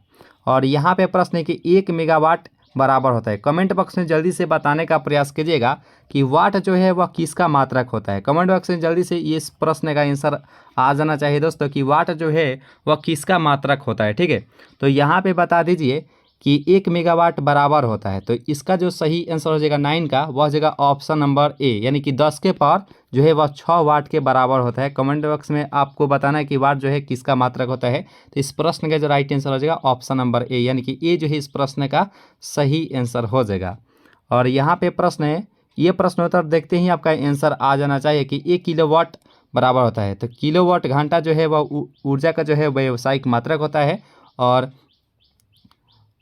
ऊर्जा को जो है वह जूल में भी मापते हैं, याद रखिएगा। तो 1 किलोवाट जो बराबर होता है, तो यहाँ पे इस प्रश्न का राइट आंसर क्या होगा। तो देखिए 3.6 गुने 10 के पावर 6 जूल के जो है वह बराबर होता है 1 किलोवाट। ठीक है, इस प्रश्न का राइट आंसर हो जाएगा ऑप्शन नंबर ए, ये जो है इस प्रश्न का सही आंसर हो जाएगा। और 11वां प्रश्न आपके सामने है कि निम्न में से किसने और कब लिफ्ट की खोज की। तो यहाँ पे 4 ऑप्शन आपको दिया गया है। तो चारों ऑप्शन में से कौन सा जो ऑप्शन है वह सही आंसर हो जाएगा कि किसने जो है और कब लिफ्ट की खोज की थी। तो इसका राइट आंसर हो जाएगा 11th का हो जाएगा ऑस्टिस जो है 1852 ईस्वी में लिफ्ट की आविष्कार किया गया था। ठीक है, इसका राइट आंसर हो जाएगा ऑप्शन नंबर डी जो इस प्रश्न का राइट आंसर हो जाएगा। ऑस्टिस 1852 जो है इस प्रश्न का राइट आंसर हो जाएगा। और यहाँ पे 12वां प्रश्न भी आप सभी के सामने उपस्थित हो चुका है, जो कि काफ़ी अच्छा सवाल है कि चंद्रमा पर वायुमंडल न होने का कारण क्या है। कोणीय संवेग होता है, कक्षीय वेग होता है, पलायन वेग होता है, या गुरुत्वीय त्वरण होता है। तो यहाँ पे इसका राइट आंसर क्या होना चाहिए कि चंद्रमा पर जो है वायुमंडल न होने का कारण, इसका मुख्य कारण क्या है। तो 12वां प्रश्न का राइट आंसर हो जाएगा उसका पलायन वेग ही जो है इसका मुख्य कारण होता है, यानी कि ऑप्शन नंबर यहाँ पे जो डी ऑप्शन है इस प्रश्न का राइट आंसर हो जाएगा। D is the right answer for this question. और यहाँ पे प्रश्न है कि MKS मात्रक में पृष्ठ तनाव की इकाई क्या होती है। तो यहाँ पे इस प्रश्न का राइट आंसर क्या होना चाहिए दोस्तों कि MKS मात्रक में पृष्ठ तनाव की इकाई इनमें से कौन सा हो जाएगा। तो देखिए इसका जो सही आंसर हो जाएगा 13 का, वह न्यूटन प्रति मीटर होता है, यानी कि न्यूटन प्रति मीटर होता है, जो कि ऑप्शन नंबर सी में दिया गया है, जो कि राइट आंसर हो जाएगा न्यूटन प्रति मीटर। न्यूटन किसका मात्रक होता है, कमेंट बॉक्स में जल्दी से बताने का प्रयास कीजिएगा दोस्तों कि न्यूटन जो है वह किसका मात्रक होता है। ठीक है, जितने भी सवाल आज पूछेंगे वो सभी कमेंट बॉक्स में जरूर ही जो है आंसर देने का प्रयास कीजिएगा दोस्तों। और यहाँ पे प्रश्न है कि पृथ्वी का द्रव्यमान हो इनमें से कौन सा हो जाएगा आंसर, यानी कि पृथ्वी का द्रव्यमान होता है। देखिए यहाँ पे पृथ्वी का द्रव्यमान का है, अगर त्रिज्या का है तो 64 जो है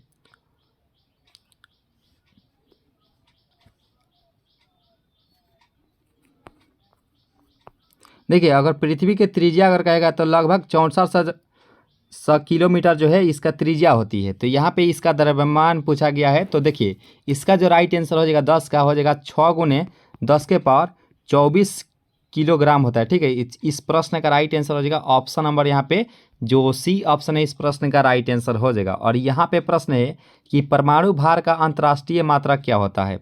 यहाँ पे इस प्रश्न का राइट आंसर क्या होगा दोस्तों कि परमाणु भार का जो है अंतर्राष्ट्रीय मात्रक क्या होता है। तो इस प्रश्न का राइट आंसर हो जाएगा वह होता है C12 होता है। ठीक है, इस प्रश्न का राइट आंसर हो जाएगा ऑप्शन नंबर जो डी ऑप्शन है इस प्रश्न का राइट आंसर हो जाएगा ऑप्शन नंबर डी।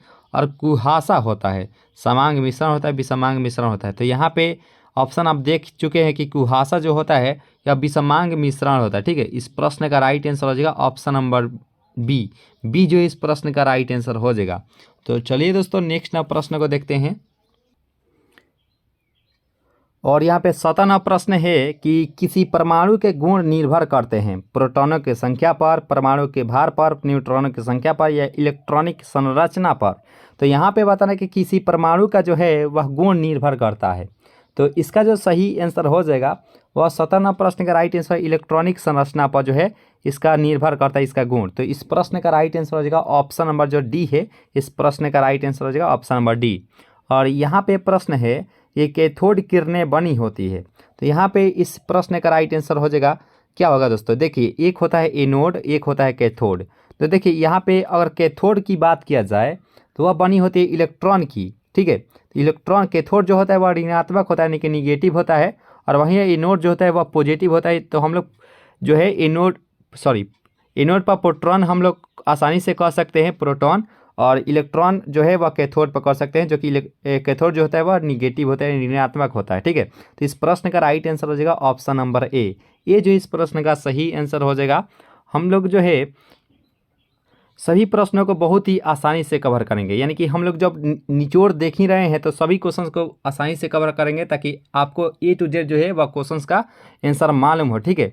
तो यहाँ पे बताना कि अनिश्चितता के सिद्धांत का प्रतिपादन किया था। तो यहाँ पे इस प्रश्न का जो राइट आंसर हो जाएगा, देखिए इसका जो सही आंसर हो जाएगा 19 का हो जाएगा ऑप्शन नंबर बी, यानी कि हाइजेनबर्ग जो है इस प्रश्न का राइट आंसर हो जाएगा ऑप्शन नंबर बी। और आइंस्टीन के द्वारा किया गया था ई बराबर mc², ठीक है, ई बराबर mc², जहाँ सी जो है प्रकाश का वेग था, एम जो था वह मास था यानी कि द्रव्यमान था, ठीक है। तो इस प्रश्न का राइट आंसर हो जाएगा ऑप्शन नंबर बी जो इस प्रश्न का सही आंसर हो जाएगा।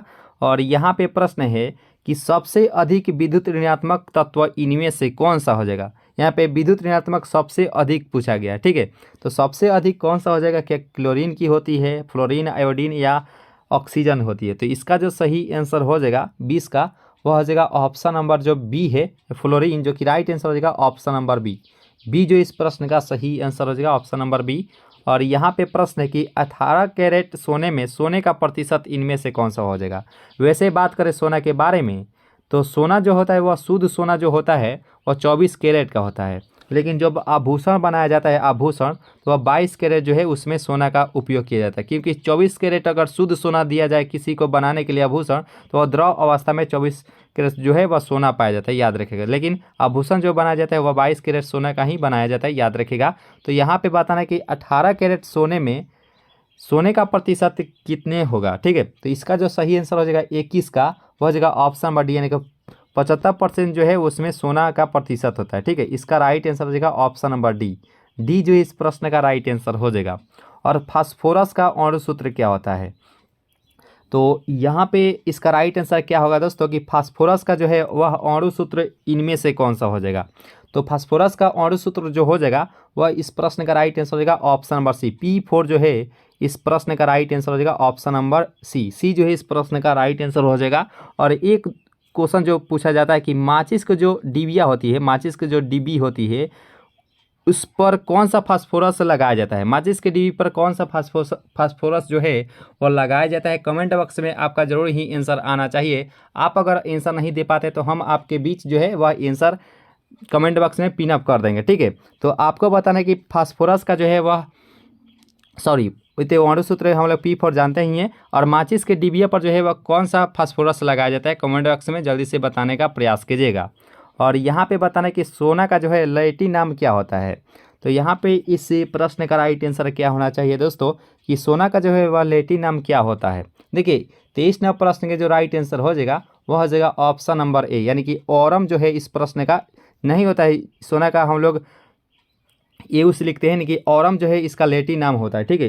तो इस प्रश्न का राइट आंसर हो जाएगा ऑप्शन नंबर ए जो है इस प्रश्न का राइट आंसर हो जाएगा। और सोना का जो है रासायनिक प्रतीक क्या होता है, तो हम लोग आसानी से अभी ही देखे थे, ओरम को हम लोग एयू लिखते हैं, तो हम लोग आसानी से ऑप्शन नंबर ए के साथ जाएंगे, जो कि राइट आंसर हो जाएगा ऑप्शन नंबर ए। और सोना की बात करें तो ये तो खुद ही सोना ही होता है। ये जो है प्रकृति में जो है वह मुक्त अवस्था में पाया जाने वाला इकलौता तत्व होता है, ठीक है, जिसका जो है संक्षारण कभी नहीं हो पाता है। जो कि मुक्त अवस्था में पाया जाता है, इसका संक्षारण जो है वह नहीं हो पाता है, ठीक है। तो ये जो है आसानी से हम लोग कह सकते हैं कि सोना जो है इसका रासायनिक प्रतीक एयू जो है इस प्रश्न का राइट आंसर हो जाएगा। और यहाँ पे प्रश्न है कि शुद्ध जल का जल होता है, तो यहाँ पे अम्लीय होता है, क्षारीय होता है, दोनों होता है, या उदासीन होता है। तो शुद्ध जल की बात करें, इसका पीएच वैल्यू जो होता है वह 7 होता है। और 7 हम लोग किसको जानते हैं, न तो ये क्षार होता है और ना ही यह जो है अम्ल होता है। यह एक प्रकार के उदासीन विलयन होता है। इस प्रश्न का राइट आंसर हो जाएगा ऑप्शन नंबर डी। और वहीं अगर कहेगा कि उदासीन विलयन का पीएच मान कितने होते हैं, तो वह 7 होता है। अम्ल का पीएच मान 7 से कम होता है, ठीक है, और क्षार का पीएच मान 7 से अधिक होता है, हम लोग आसानी से कह सकते हैं। तो इस प्रश्न का राइट आंसर हो जाएगा ऑप्शन नंबर डी।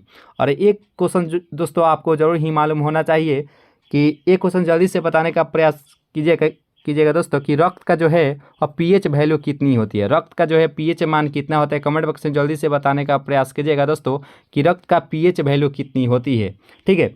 और यहाँ पे 26वां प्रश्न भी आप सभी के सामने उपस्थित हो चुका है कि रासायनिक पदार्थों का सम्राट कहा जाता है।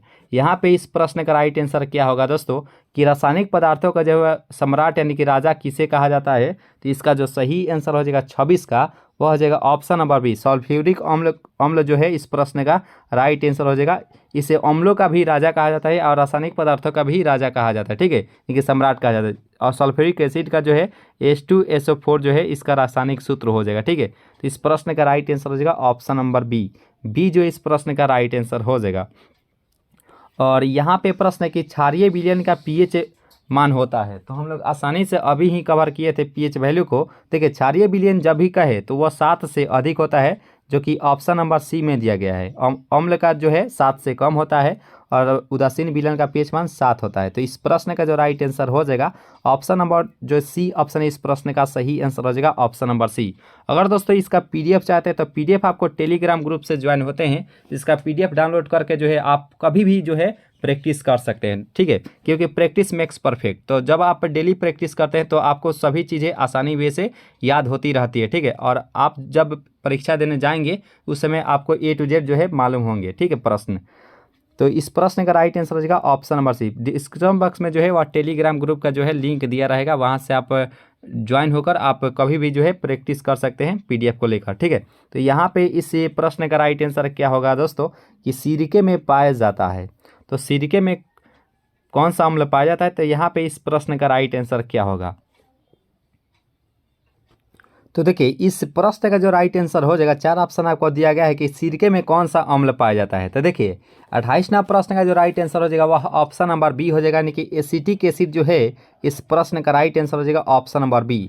और एक दोस्तों क्वेश्चन पूछा जाता है कि चींटी के डंक में कौन सा अम्ल पाया जाता है। तो चींटी के डंक में जो है वो फॉर्मिक एसिड पाया जाता है, जो कि यहाँ पे सी में दिया गया है फॉर्मिक एसिड, यानी कि चींटी के डंक में जो है वह फॉर्मिक अम्ल पाया जाता है। तो इसका जो सही आंसर हो जाएगा वह ऑप्शन नंबर बी जो है इस प्रश्न का राइट आंसर हो जाएगा। और यहाँ पे प्रश्न है कि एटीपी का निर्माण होता है। तो सबसे पहले थोड़ा सा बताने का प्रयास करेंगे दोस्तों कि एक क्वेश्चन भी पूछ लिया जाता है कि एटीपी का फुल फॉर्म क्या होता है। तो एडिनोसिन ट्राइफॉस्फेट होता है एटीपी का फुल फॉर्म, और इसका जो है निर्माण कहाँ होता है। 4 ऑप्शन आप देख सकते हैं, तो चारों ऑप्शन में से कौन सा जो ऑप्शन है वह सूटेबल है, यानी कि सही है। तो देखिए इसका जो सही आंसर हो जाएगा कि एटीपी का निर्माण कहाँ होता है। तो देखिए 29वां प्रश्न का राइट आंसर हो जाएगा ऑप्शन नंबर सी, यानी कि माइटोकॉन्ड्रिया जो है इस प्रश्न का राइट आंसर हो जाएगा ऑप्शन नंबर सी। सी जो है इस प्रश्न का राइट आंसर हो जाएगा। और कोशिका का आत्महत्या की थैली लाइसोसोम को कहा जाता है, याद रखिएगा दोस्तों। माइटोकॉन्ड्रिया का कोशिका का पावर हाउस भी कहा जाता है, याद रखिएगा, ठीक है। इस प्रश्न का राइट आंसर हो जाएगा ऑप्शन नंबर सी। और यहाँ पे प्रश्न है कि कोशिका विभाजन की क्रिया आरंभ होती है। तो यहाँ पे आप देख सकते हैं, तो इस प्रश्न का राइट आंसर क्या होगा दोस्तों। तो यहाँ पे ए है अर्गेस्टोप्लाज्म और क्रेमेटिड, और मान लीजिए सी है सेंट्रोसोम, ठीक है। तो यहाँ पे सी है सेंट्रोसोम। तो कोशिका विभाजन की क्रिया प्रारंभ होती है, सेंट्रोसोम सी है। तो इसका राइट आंसर क्या होगा।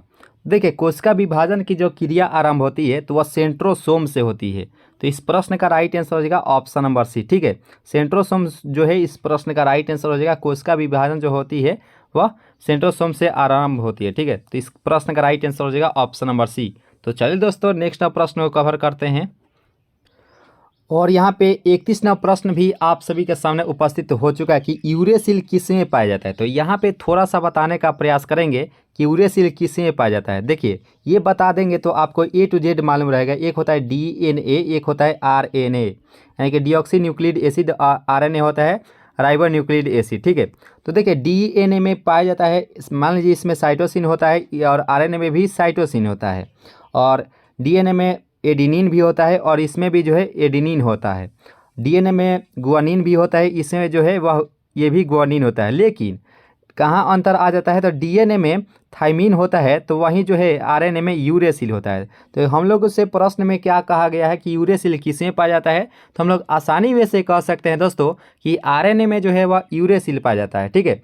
और कहाँ अंतर आ जाता है, तो थायमीन जो है वह डीएनए में पाया जाता है और आरएनए में यूरेसिल पाया जाता है। नहीं तो ये तीनों जो है साइटोसिन, एडेनिन और ग्वानिन जो है वह दोनों में समान ही रहता है, याद रखिएगा। तो समान के लिए एडेनिन, साइटोसिन और ग्वानिन जो है वह समान रहता है, लेकिन अंतर कहाँ होता है, थायमीन और यूरेसिल में। तो यूरेसिल आरएनए में पाया जाता है और थायमीन जो है वह डीएनए में पाया जाता है। तो यहाँ पे इस प्रश्न का जो राइट आंसर हो जाएगा वह ऑप्शन नंबर, यहाँ पे जो डी ऑप्शन है इस प्रश्न का सही आंसर हो जाएगा ऑप्शन नंबर डी। उम्मीद करते हैं यहाँ तक जो सेशन है आप सभी बहुत ही अच्छे से कवर किए होंगे। सेशन अगर अच्छी लग रही हो तो लाइक जरूर ही कीजिएगा दोस्तों, और अगर चांस से अगर नए अगर जुड़े हो तो जरूर ही सब्सक्राइब कर लीजिएगा दोस्तों, ठीक है। लाइक तो जरूर ही कर लीजिएगा अगर सेशन अगर अच्छी लग रही हो तो इस प्रश्न का राइट आंसर हो जाएगा option number D. D is the right answer for this question. और लास्ट में जरूर कमेंट कीजिए कि ये सेशन आपको कैसा लगा। और यहाँ पे प्रश्न है कि एंजाइम किस में नहीं होते हैं, तो यहाँ पे नहीं का बात किया गया है कि एंजाइम जो है वह किस में नहीं होता है। तो 32 नंबर प्रश्न का जो राइट आंसर हो जाएगा वह ऑप्शन नंबर बी जो है इस प्रश्न का राइट आंसर हो जाएगा। वायरस जो है इस प्रश्न का सही आंसर हो जाएगा। और एक क्वेश्चन दोस्तों पूछा जाता है कि कवक और शैवाल से के मिश्रण से किसका निर्माण होता है। तो कवक और शैवाल के मिश्रण से जो है वह लाइकेन का निर्माण होता है। लाइकेन का निर्माण होता है। और लाइकेन जो होता है वह वायु प्रदूषक के रूप में कार्य करता है, ठीक है। वायु प्रदूषक होता है, ठीक है। लाइकेन जो है वायु प्रदूषक होता है और कवक और शैवाल के मिश्रण से जो है वह लाइकेन का निर्माण होता है, याद रखेगा। तो इस प्रश्न का राइट आंसर हो जाएगा ऑप्शन नंबर बी। बी जो है इस प्रश्न का राइट आंसर हो जाएगा। और यहाँ पे प्रश्न है कि टीएमवी शब्द का संबंध है। तो यहाँ पे इस प्रश्न का सही आंसर क्या होना चाहिए दोस्तों कि टीएमवी शब्द का संबंध होता क्या है। तो देखिए इसका जो राइट आंसर हो जाएगा 33 का हो जाएगा ऑप्शन नंबर जो सी है, यानी कि वायरस, जो कि राइट आंसर हो जाएगा option number C. C is the right answer for this question. Session अगर अच्छी लग रही है तो लाइक जरूर ही कीजिएगा दोस्तों। और यहाँ पे प्रश्न है, हम लोग बहुत पहले ही कवर किए थे कि शरीर में गुणसूत्रों की संख्या, जब भी दोस्तों संख्या की बात किया जाए तो जल्दी में ये 23 नहीं लगा दीजिएगा, ठीक है। संख्या जब भी दोस्तों कहे तो वह 46 होती है। और वहीं अगर जोड़ा कहा जाए, जोड़ा, तो जोड़ा में जो है वह होती है 23 जोड़ा, यानी कि 23 जोड़ा यानी कि 40 जोड़ा यानी कि 2 होता है। तो 23 दूनी 46 होती है, यानी कि संख्या कहे तो 46 होती है और जोड़ा कहे तो वह 23 होती है। तो इस प्रश्न का राइट आंसर हो जाएगा ऑप्शन नंबर ए। ये जो है इस प्रश्न का सही आंसर हो जाएगा। 46 जो है इस प्रश्न का राइट आंसर हो जाएगा। और यहाँ पे प्रश्न है कि वायरस की खोज किसने की थी। यहाँ पे इस प्रश्न का सही आंसर क्या होना चाहिए दोस्तों कि वायरस की जो खोज है वह किसने की थी। तो इस प्रश्न का राइट आंसर हो जाएगा वो क्या होगा दोस्तों, 35वां प्रश्न का राइट आंसर क्या आना चाहिए। देखिए सी जो है इस प्रश्न का राइट, वानोवस्की जो है वह इस प्रश्न का राइट आंसर हो जाएगा। डी आई वानोवस्की जो है इस प्रश्न का राइट आंसर हो जाएगा। C is the right answer for this question. और यहाँ पे देखिए प्रश्न को कि चाय के लाल कीट का कारण क्या होता है। यहाँ पे इस प्रश्न का सही आंसर क्या होना चाहिए दोस्तों कि चाय के लाल कीट का कारण क्या होता है। देखिए इस प्रश्न का जो राइट आंसर हो जाएगा 36 का, तो 36वां प्रश्न का राइट आंसर हो जाएगा ऑप्शन नंबर सी, यानी कि हरा शैवाल जो है इस प्रश्न का राइट आंसर हो जाएगा हरा शैवाल। हरा शैवाल जो है इस प्रश्न का राइट आंसर हो जाएगा।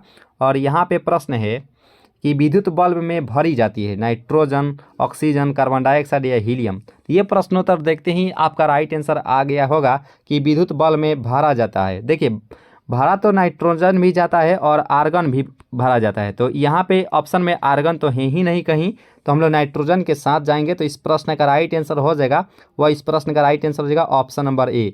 और विद्युत बल्ब का जो फिलामेंट होता है वह किसका बना होता है, यानी किस तत्व का बना होता है। कमेंट बॉक्स में आपका आंसर जरूर ही आना चाहिए दोस्तों कि बल्ब का जो है फिलामेंट वह किस तत्व का बना होता है, ठीक है। कमेंट बॉक्स से जरूर ही इसका आंसर बताने का प्रयास कीजिएगा। तो इस प्रश्न का राइट आंसर हो जाएगा ऑप्शन नंबर ए। ये जो इस प्रश्न का सही आंसर हो जाएगा। तो उम्मीद करते हैं यहाँ तक जो सेशन है आप सभी अच्छे से कवर किए होंगे। बहुत ही महत्वपूर्ण ये सेशन है, हम लोग विज्ञान का निचोड़ देख रहे हैं। तो सभी क्वेश्चंस को हम लोग ए टू जेड कवर करेंगे दोस्तों।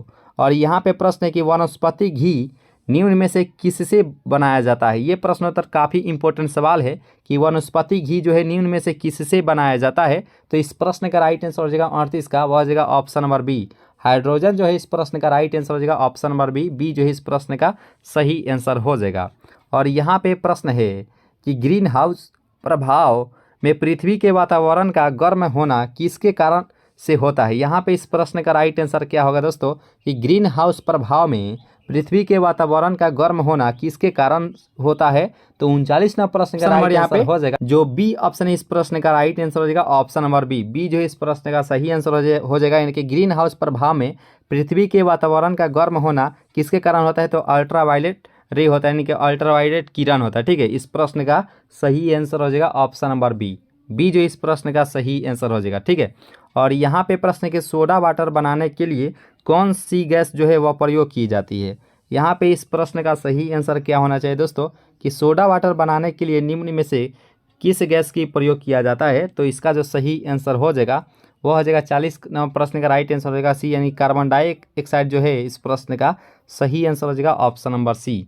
और यहाँ पे प्रश्न है कि क्लोरोफॉर्म बनाने के लिए निम्नलिखित में से किसका उपयोग जो है वह लाया जाता है? किसका उपयोग में लाया जाता है? तो इथेन, मीथेन, इथीन या एसिटिलीन। तो यहाँ पे इस प्रश्न का राइट आंसर क्या होगा दोस्तों कि क्लोरोफॉर्म बनाने के लिए निम्नलिखित में से क्या उपयोग में लाया जाता है? तो देखिए 41वां प्रश्न का जो राइट आंसर हो जाएगा वह हो जाएगा ऑप्शन नंबर बी। मीथेन जो है इस प्रश्न का राइट आंसर हो जाएगा बी। जो इस प्रश्न का सही आंसर हो जाएगा ऑप्शन नंबर बी। और मीथेन को मार्स गैस के नाम से भी जाना जाता है और इसे पंख गैस के नाम से भी जाना जाता है। और धान के खेत से जो गैसें निकलती है और मीथेन गैस ही निकलती है। जरूर ही आपको मालूम होगा, तो आपको जरूर ही आप इसका आंसर बता दिए होंगे कि धान के खेत से जो गैस निकलती है वह मीथेन गैस ही निकलती है, याद रखिएगा। तो इस प्रश्न का राइट आंसर हो जाएगा ऑप्शन नंबर बी। बी जो इस प्रश्न का सही आंसर हो जाएगा। और यहाँ पे प्रश्न है कि सभी अम्लों में सबसे अधिक समान तत्व इनमें से कौन सा हो जाएगा? यहाँ पे इस प्रश्न का राइट आंसर क्या होना चाहिए दोस्तों कि सभी अम्लों में सबसे अधिक समान तत्व कौन सा हो जाएगा? क्या हाइड्रोजन होता है, क्लोरीन होता है, गंधक होता है या ऑक्सीजन होता है? देखिए इस प्रश्न का जो राइट आंसर हो जाएगा 42 का वह हो जाएगा ऑप्शन नंबर जो ए है, यानी कि हाइड्रोजन, जो कि राइट आंसर हो जाएगा ऑप्शन नंबर ए। ए जो इस प्रश्न का सही आंसर हो जाएगा हाइड्रोजन जो है इस प्रश्न का राइट आंसर हो जाएगा। एवोगाड्रो संख्या का मान क्या होता है? यहाँ पे 4 ऑप्शन आपको दिया गया है। चारों ऑप्शन में से कौन सा जो ऑप्शन है वह सही आंसर हो जाएगा? देखिए एवोगाड्रो संख्या जो बराबर होती है तो वह 6.023 × 10⁻23 के बराबर होती है। ठीक है, इस प्रश्न का राइट आंसर हो जाएगा ऑप्शन नंबर यहाँ पे जो बी ऑप्शन है इस प्रश्न का राइट आंसर हो जाएगा। और यहाँ पे प्रश्न की दूरी मापने की सबसे बड़ी इकाई क्या है? यहाँ पे बताने की दूरी मापने की सबसे बड़ी इकाई क्या है? तो देखिए इसका जो राइट आंसर हो जाएगा ऑप्शन नंबर यहाँ पे जो ए ऑप्शन है इस प्रश्न का राइट आंसर हो जाएगा ऑप्शन नंबर ए। और धारा का मात्रक एम्पियर होता है, हम लोग सभी जानते ही हैं। तो इस प्रश्न का राइट आंसर हो जाएगा ऑप्शन नंबर ए। और प्रकाश वर्ष क्या होता है? तो खगोलीय दूरी जो होती है, यानी कि खगोलीय पिंड के बीच की जो दूरी होती है उसमें प्रकाश वर्ष का यूज किया जाता है। जैसे दो तारों के बीच की जो दूरी होती है उसको मापने के लिए जो है प्रकाश वर्ष का उपयोग किया जाता है। और एक प्रकाश वर्ष कितने किलोमीटर के बराबर होता है? तो हम बताना चाहते हैं दोस्तों, आप सभी को मालूम ही होगा कि 9.46 × 10⁻12 किलोमीटर। अगर किलोमीटर में रहे तो 10⁻12 किलोमीटर, अगर मीटर में कहे तो 9.46 × 10⁻15 मीटर के बराबर होता है। ठीक है, एक प्रकाश वर्ष। तो हम लोग आसानी में से जान चुके हैं दोस्तों। तो इस प्रश्न का राइट आंसर होगा ऑप्शन नंबर ए, पारसेक। और यहाँ पे देखिए प्रश्न भी पूछ लिया गया है कि एक प्रकाश वर्ष बराबर होता है।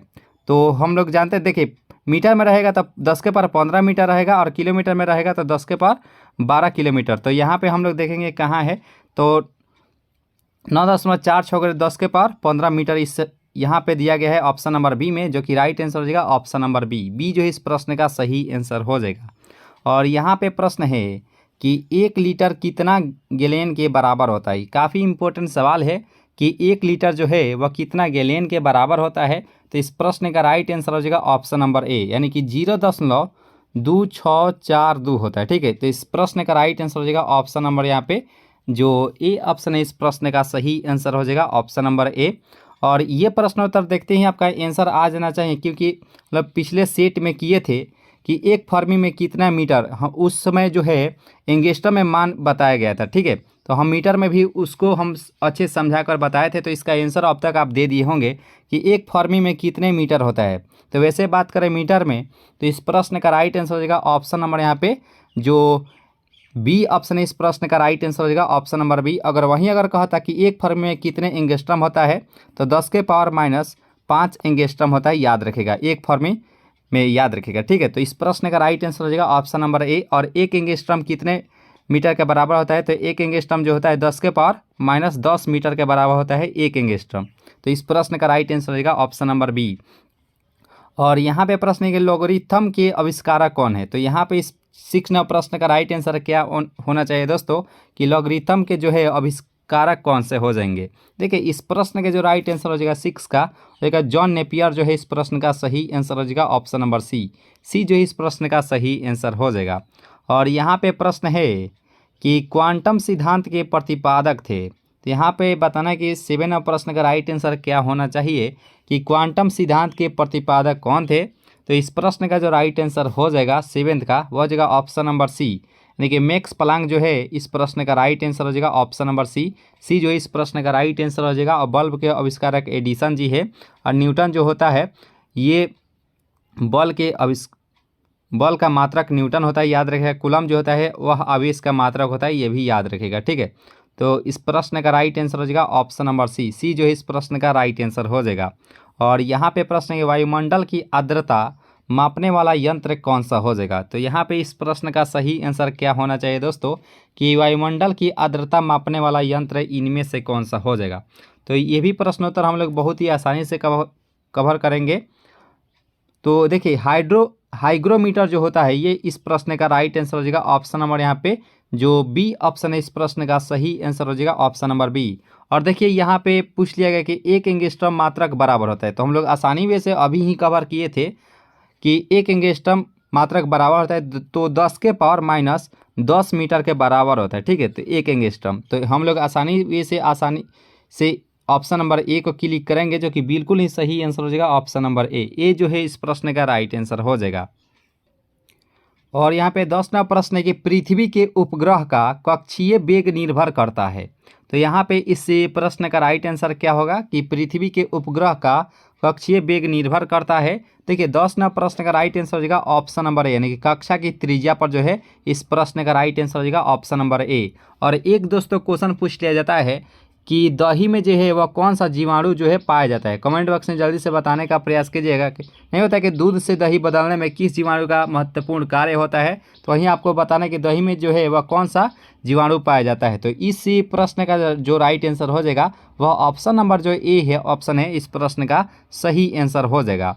और यहाँ पे प्रश्न आप देख रहे होंगे स्क्रीन पर जो कि काफ़ी महत्वपूर्ण ये सवाल है कि घड़ी में चाबी देना उदाहरण होता है गतिज ऊर्जा का होता है, दाब ऊर्जा का होता है, स्थितिज ऊर्जा का होता है या डी है इनमें से कोई नहीं। देखिए घड़ी में चाबी देने का जो उदाहरण हो जाएगा इस प्रश्न का राइट आंसर हो जाएगा 11th का हो जाएगा ऑप्शन नंबर सी, यानी कि स्थितिज ऊर्जा का जो है वह उदाहरण होता है। ऑप्शन नंबर यहाँ पे जो सी ऑप्शन है इस प्रश्न का राइट आंसर हो जाएगा ऑप्शन नंबर सी। और जो भी दोस्तों नए जुड़े हैं चैनल से जरूर ही सब्सक्राइब कर लीजिएगा और वीडियो को जो है लाइक जरूर ही कर लीजिएगा दोस्तों। आपके लिए बेहद ही महत्वपूर्ण ये सेशन है तो लाइक जरूर ही कर लीजिएगा दोस्तों। जितने लोग देख रहे हैं जरूर ही लाइक कर लीजिएगा। काफ़ी इंपॉर्टेंट सवाल है आपके एग्ज़ाम के लिए। और यहाँ पे प्रश्न है कि यदि किसी पिंड के संवेग 50% अगर बढ़ा दिए जाए तो गतिज ऊर्जा का मान में क्या परिवर्तन हो जाएगा, ठीक है। तो देखिए यहाँ पे संवेग का मान 50% बढ़ाने का बात किया गया है। तो जब भी दोस्तों गतिज ऊर्जा अगर कहे तो अब 125% जो है वह बढ़ जाता है, ठीक है। तो इस प्रश्न का राइट आंसर हो जाएगा ऑप्शन नंबर यहाँ पे जो सी ऑप्शन है इस प्रश्न का सही आंसर हो जाएगा option number C is the right answer for this question. और यहाँ पे प्रश्न है कि अनुदैर्घ्य तरंग उत्पन्न हो सकती है। तो यहाँ पे इस प्रश्न का राइट आंसर क्या होना चाहिए दोस्तों कि अनुदैर्घ्य जो तरंग होती है वह उत्पन्न हो सकती है। तो 13वां प्रश्न का राइट आंसर हो जाएगा वह सभी माध्यमों में जो है वह उत्पन्न होने की क्षमता रखती है, यानी कि इस प्रश्न का राइट आंसर हो जाएगा ऑप्शन नंबर ए जो इस प्रश्न का सही आंसर हो जाएगा। और यहाँ पे प्रश्न है कि किसी माध्यम में अनुप्रस्थ तरंग उत्पन्न नहीं हो सकती है। तो यहाँ पे पहले प्रश्न देख लीजिए उसके बाद हम लोग ऑप्शन के बारे में डिस्कस करेंगे। तो यहाँ पे प्रश्न हम लोग देख ही चुके हैं कि किसी माध्यम में अनुप्रस्थ तरंग उत्पन्न नहीं हो सकती है। तो चलिए ऑप्शन को देखते हैं। पानी में, हवा में, लोहा पर या पारा पर। तो देखिए इसका जो राइट आंसर हो जाएगा 14 का वह हो जाएगा ऑप्शन नंबर सी, हवा में जो है इस प्रश्न का राइट आंसर हो जाएगा। और यहाँ पे देख सकते हैं प्रश्न को कि प्रतिबल और विकृति का अनुपात क्या कहलाता है। यहाँ पे इस प्रश्न का राइट आंसर क्या होना चाहिए दोस्तों कि प्रतिबल और विकृति का अनुपात क्या कहलाता है। तो 15वां प्रश्न का राइट आंसर जो हो जाएगा प्रत्यास्थता गुणांक जो है इस प्रश्न का सही आंसर हो जाएगा ऑप्शन नंबर ए। ये जो है इस प्रश्न का राइट आंसर हो जाएगा ऑप्शन नंबर ए।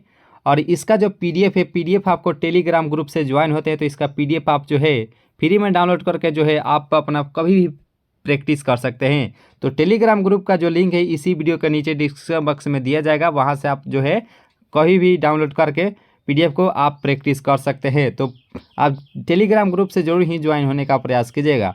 और यहाँ पे प्रश्न की पनडुब्बी आधारित है, तो यहाँ पे इस प्रश्न का राइट आंसर क्या होना चाहिए कि पनडुब्बी जो है वह आधारित होता है। तो देखिए 16वां प्रश्न का जो राइट आंसर हो जाएगा वह ऑप्शन नंबर बी के साथ जाएगा, यानी कि आर्किमिडीज के सिद्धांत पर जो है वह आधारित होता है। इस प्रश्न का राइट आंसर हो जाएगा ऑप्शन नंबर यहाँ पे जो बी ऑप्शन है इस प्रश्न का सही आंसर हो जाएगा ऑप्शन नंबर बी। और यहाँ पे प्रश्न है कि समुद्र में तैरना नदी की अपेक्षा आसान है क्योंकि, तो यहाँ पे बताना है इसका राइट आंसर क्या होगा कि समुद्र में तैरना नदी की अपेक्षा आसान है क्योंकि इसमें क्या होता है कि समुद्र के पानी का घनत्व जो है नदी के पानी से वह अधिक होता है। तो यहाँ पे हम लोग आसानी में से ऑप्शन नंबर डी के साथ जाएंगे जो कि बिल्कुल ही सही आंसर हो जाएगा ऑप्शन नंबर डी। डी जो इस प्रश्न का राइट आंसर हो जाएगा। आइए दोस्तों नेक्स्ट प्रश्न को कवर करते हैं। और यहाँ पे प्रश्न है कि तरंग अपश्रव्य कही जाती है जब उसकी आवृत्ति हो। तो यहाँ पे इस प्रश्न का राइट आंसर क्या होगा दोस्तों कि तरंग अपश्रव्य कही जाती है जब उसकी आवृत्ति हो। तो 18वां प्रश्न का जो राइट आंसर हो जाएगा वह हो जाएगा ऑप्शन नंबर डी, यानी कि 20 शटर से जो है वह कम होता है। इस प्रश्न का राइट आंसर हो जाएगा ऑप्शन नंबर डी। डी जो इस प्रश्न का राइट आंसर हो जाएगा। और एक दोस्तों क्वेश्चन पूछ लिया जाता है कि चेचक के टीके का जो है आविष्कारक कौन है। तो यहाँ पे एक बताना कि चेचक का जो है वह टीके का आविष्कारक कौन है। तो कमेंट बॉक्स से आपका आंसर जरूर ही आना चाहिए कि चेचक के टीके का जो है आविष्कारक कौन है। तो यहाँ पे इस प्रश्न का राइट आंसर क्या होगा कि यदि तरंग की लंबाई का मान आधा कर दिया जाए तो ध्वनि का वेग में क्या परिवर्तन होगा। तो यहाँ पे 4 ऑप्शन आपको दिया गया है, चारों ऑप्शन में से कौन सा जो ऑप्शन है वह सूटेबल है, यानी कि सही आंसर हो जाएगा। तो यहाँ पे आप लोग अच्छे से जो है क्वेश्चंस को पढ़ सकते हैं कि तरंग की लंबाई का मान जो है वह आधा कर दिया जाए तो ध्वनि का वेग में क्या परिवर्तन हो जाएगा। तो देखिए 19वां प्रश्न का राइट आंसर हो जाएगा ऑप्शन नंबर ए, यानी कि आधा हो जाता है। ठीक है, तो इस प्रश्न का राइट आंसर हो जाएगा ऑप्शन नंबर ए। ये जो इस प्रश्न का सही आंसर हो जाएगा। और यहाँ पे देख सकते हैं 20वां प्रश्न क्या कह रहा है कि ध्वनि तरंगे है। देखिए ध्वनि तरंगे क्या होती है, अनुदैर्ध्य होती है, अनुप्रस्थ होती है, विद्युत चुम्बकीय होती है या कोई नहीं। तो जब भी दोस्तों ध्वनि तरंगे की बात किया जाए तो यह एक प्रकार की अनुदैर्ध्य होती है। इस प्रश्न का राइट आंसर हो जाएगा ऑप्शन नंबर यहाँ पे जो ए ऑप्शन है इस प्रश्न के राइट आंसर हो जाएगा ऑप्शन नंबर ए। और यहाँ पे 21वां प्रश्न है कि गोलीय दर्पण की फोकस दूरी उसकी वक्ता त्रिज्या की क्या होती है। तो यहाँ पे इस प्रश्न का राइट आंसर क्या होना चाहिए कि गोलीय दर्पण की फोकस दूरी उसकी वक्ता त्रिज्या की क्या होती है। तो देखिए इस प्रश्न का जो राइट आंसर हो जाएगा वह ऑप्शन नंबर यहाँ पे जो ए है, यानी कि आधी हो जाती है, जो कि बिल्कुल ही सही आंसर हो जाएगा ऑप्शन नंबर ए। और वहीं अगर संबंध की बात किया जाता तो ए बराबर क्या होता है, तो ए बराबर r/2 होता है। अगर r का मान है, अगर त्रिज्या का मान ज्ञात करना होता तो यह तिरछा तिरछी गुना कर देते, यानी कि r बराबर हो जाता है 2f। तो यहाँ पे इस प्रश्न का राइट आंसर हो जाएगा ऑप्शन नंबर यहाँ पे जो ए ऑप्शन इस प्रश्न का सही आंसर हो जाएगा। और ये प्रश्न उत्तर देखते ही आपका आंसर आ जाना चाहिए कि उत्तल दर्पण द्वारा बना प्रतिबिंब कैसा होता है। हम लोग उत्तल दर्पण की बात कर लें तो उत्तल दर्पण में बना प्रतिबिंब जो होता है वह वस्तु से छोटा होता है। और उत्तल दर्पण का उपयोग जो है और गाड़ियों के साइड मिरर यानी गाड़ियों के पक्ष दर्पण में जो है उत्तल दर्पण का उपयोग किया जाता है।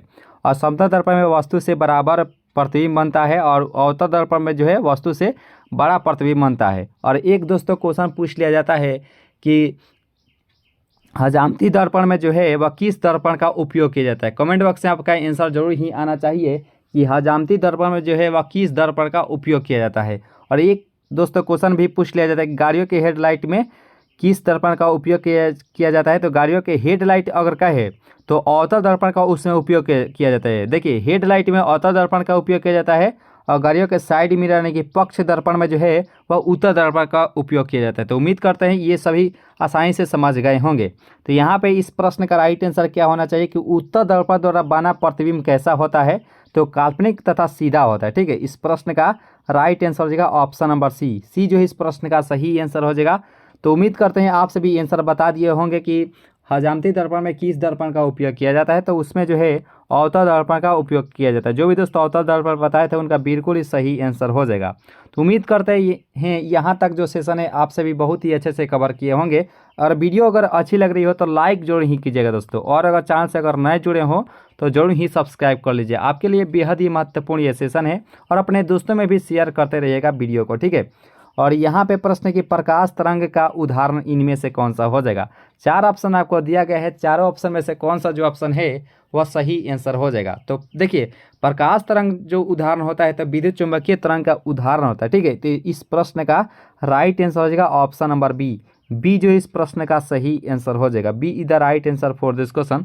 और यहाँ पे प्रश्न है कि फोटोग्राफी कैमरे का अभिदृश्यक लेंस होता है। यहाँ पे इस प्रश्न का राइट आंसर क्या होगा दोस्तों, देखिए फोटोग्राफी के कैमरे का अभिदृश्यक लेंस का अगर बात किया जाए तो इसमें जो है उत्तल लेंस का उपयोग किया जाता है। इस प्रश्न का राइट आंसर हो जाएगा ऑप्शन नंबर यहाँ पे जो बी ऑप्शन है, इस प्रश्न का सही आंसर हो जाएगा ऑप्शन नंबर बी। तो चलिए दोस्तों नेक्स्ट प्रश्न को कवर करते हैं। और यहाँ पे प्रश्न है कि E बराबर mc² को प्रतिपादित किया था। तो ये प्रश्नोत्तर देखते ही आपका आंसर आ गया होगा कि E बराबर mc² को प्रतिपादित किया था। तो आइंस्टीन जो भी दोस्तों बताए हैं ऑप्शन नंबर बी, उनका बिल्कुल ही सही आंसर हो जाएगा option number B is the right answer for this question. और यहाँ पे प्रश्न है कि थोरियम का नाभिक को बदला जा सकता है। यहाँ पे इस प्रश्न का राइट आंसर क्या होगा दोस्तों कि थोरियम का नाभिक को बदला जा सकता है। तो देखिए इस प्रश्न का जो राइट आंसर हो जाएगा 26 का, वह हो जाएगा ऑप्शन नंबर ए यानी कि यूरेनियम में। इस प्रश्न का राइट आंसर हो जाएगा option number A is the right answer for this question.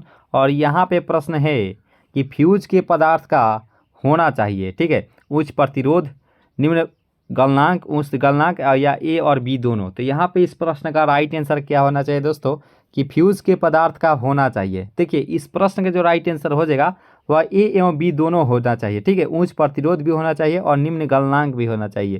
तो इस प्रश्न का राइट आंसर हो जाएगा ऑप्शन नंबर सी जो इस प्रश्न का राइट आंसर हो जाएगा। और यहाँ पे प्रश्न है कि निम्न विद्युत चुंबकीय तरंगों में किसकी आवृत्ति अधिकतम होगी। देखिए यहाँ पे आवृत्ति का बात किया जाता है। कमेंट बॉक्स से आपका आंसर जरूर ही आना चाहिए कि आवृत्ति का जो है मात्रा क्या होता है। कमेंट बॉक्स से आपका आंसर जरूर ही बताना चाहिए, ठीक है।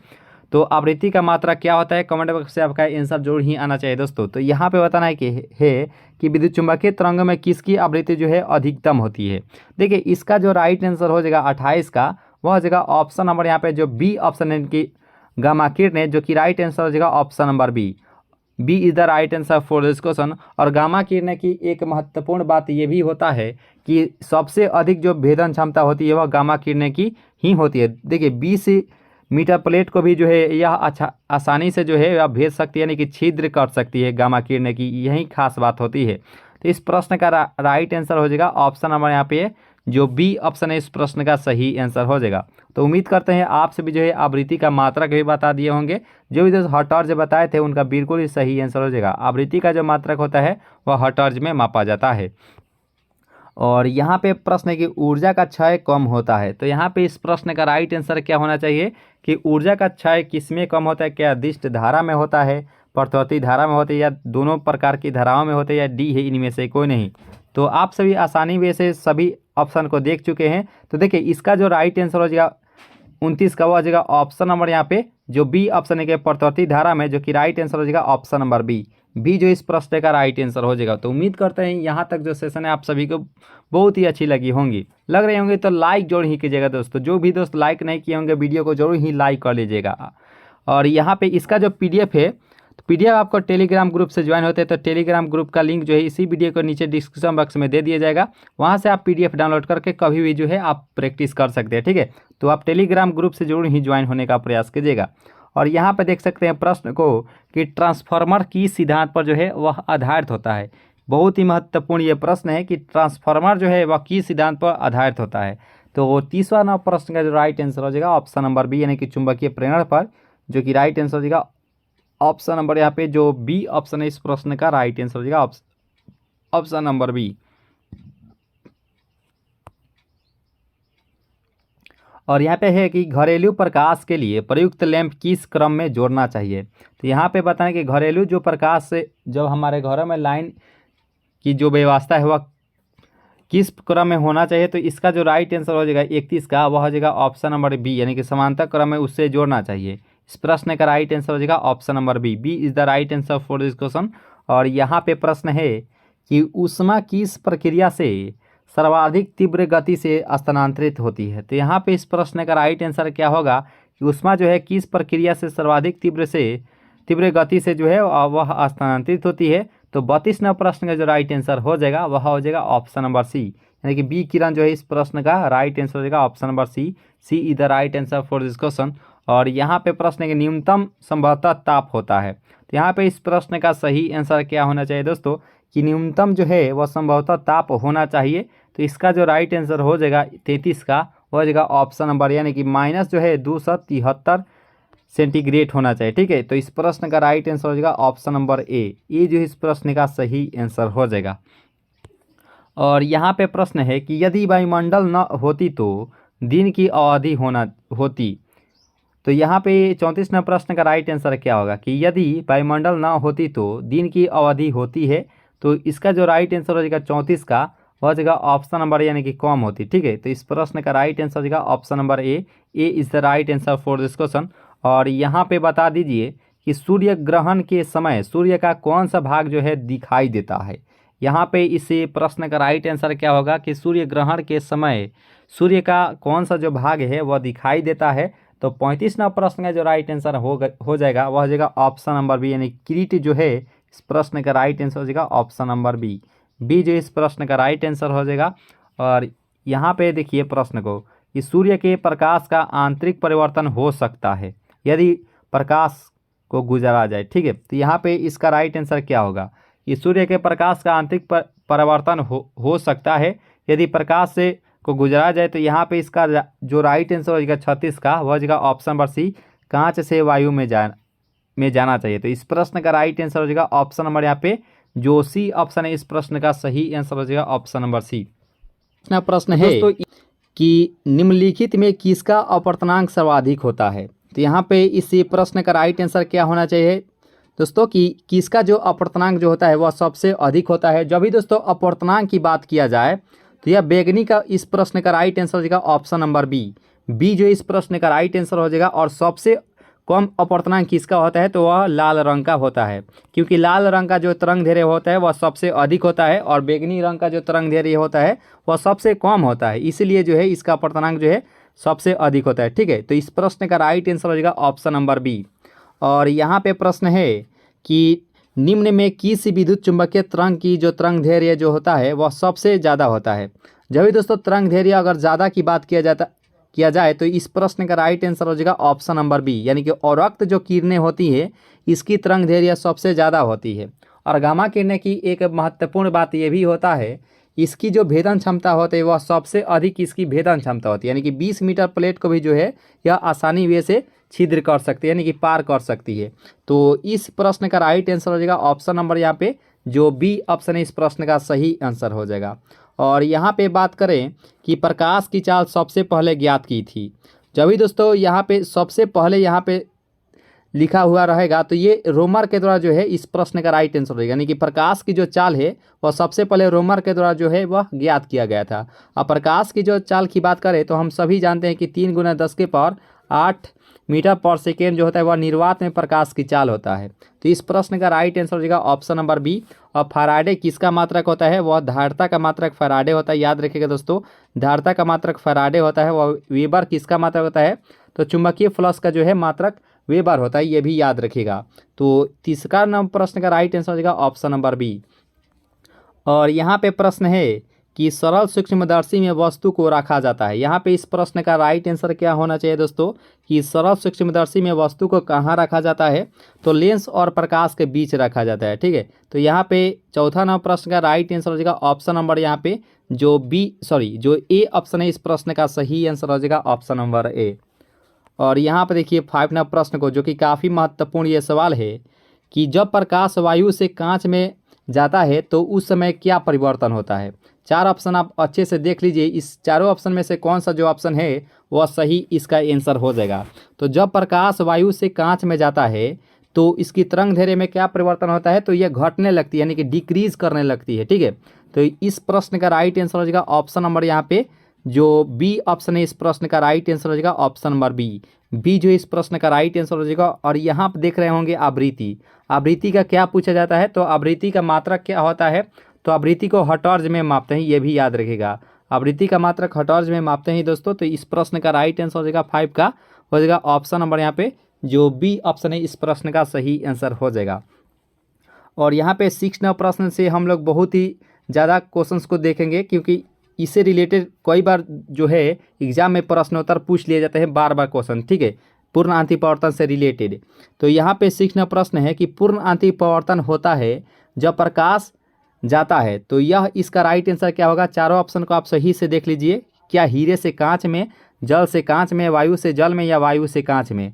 तो पूर्ण आंतरिक परावर्तन होता है जब प्रकाश जाता है, तो हीरे से कांच में जो है इस प्रश्न का राइट आंसर हो जाएगा ऑप्शन नंबर ए जो इस प्रश्न का राइट आंसर हो जाएगा।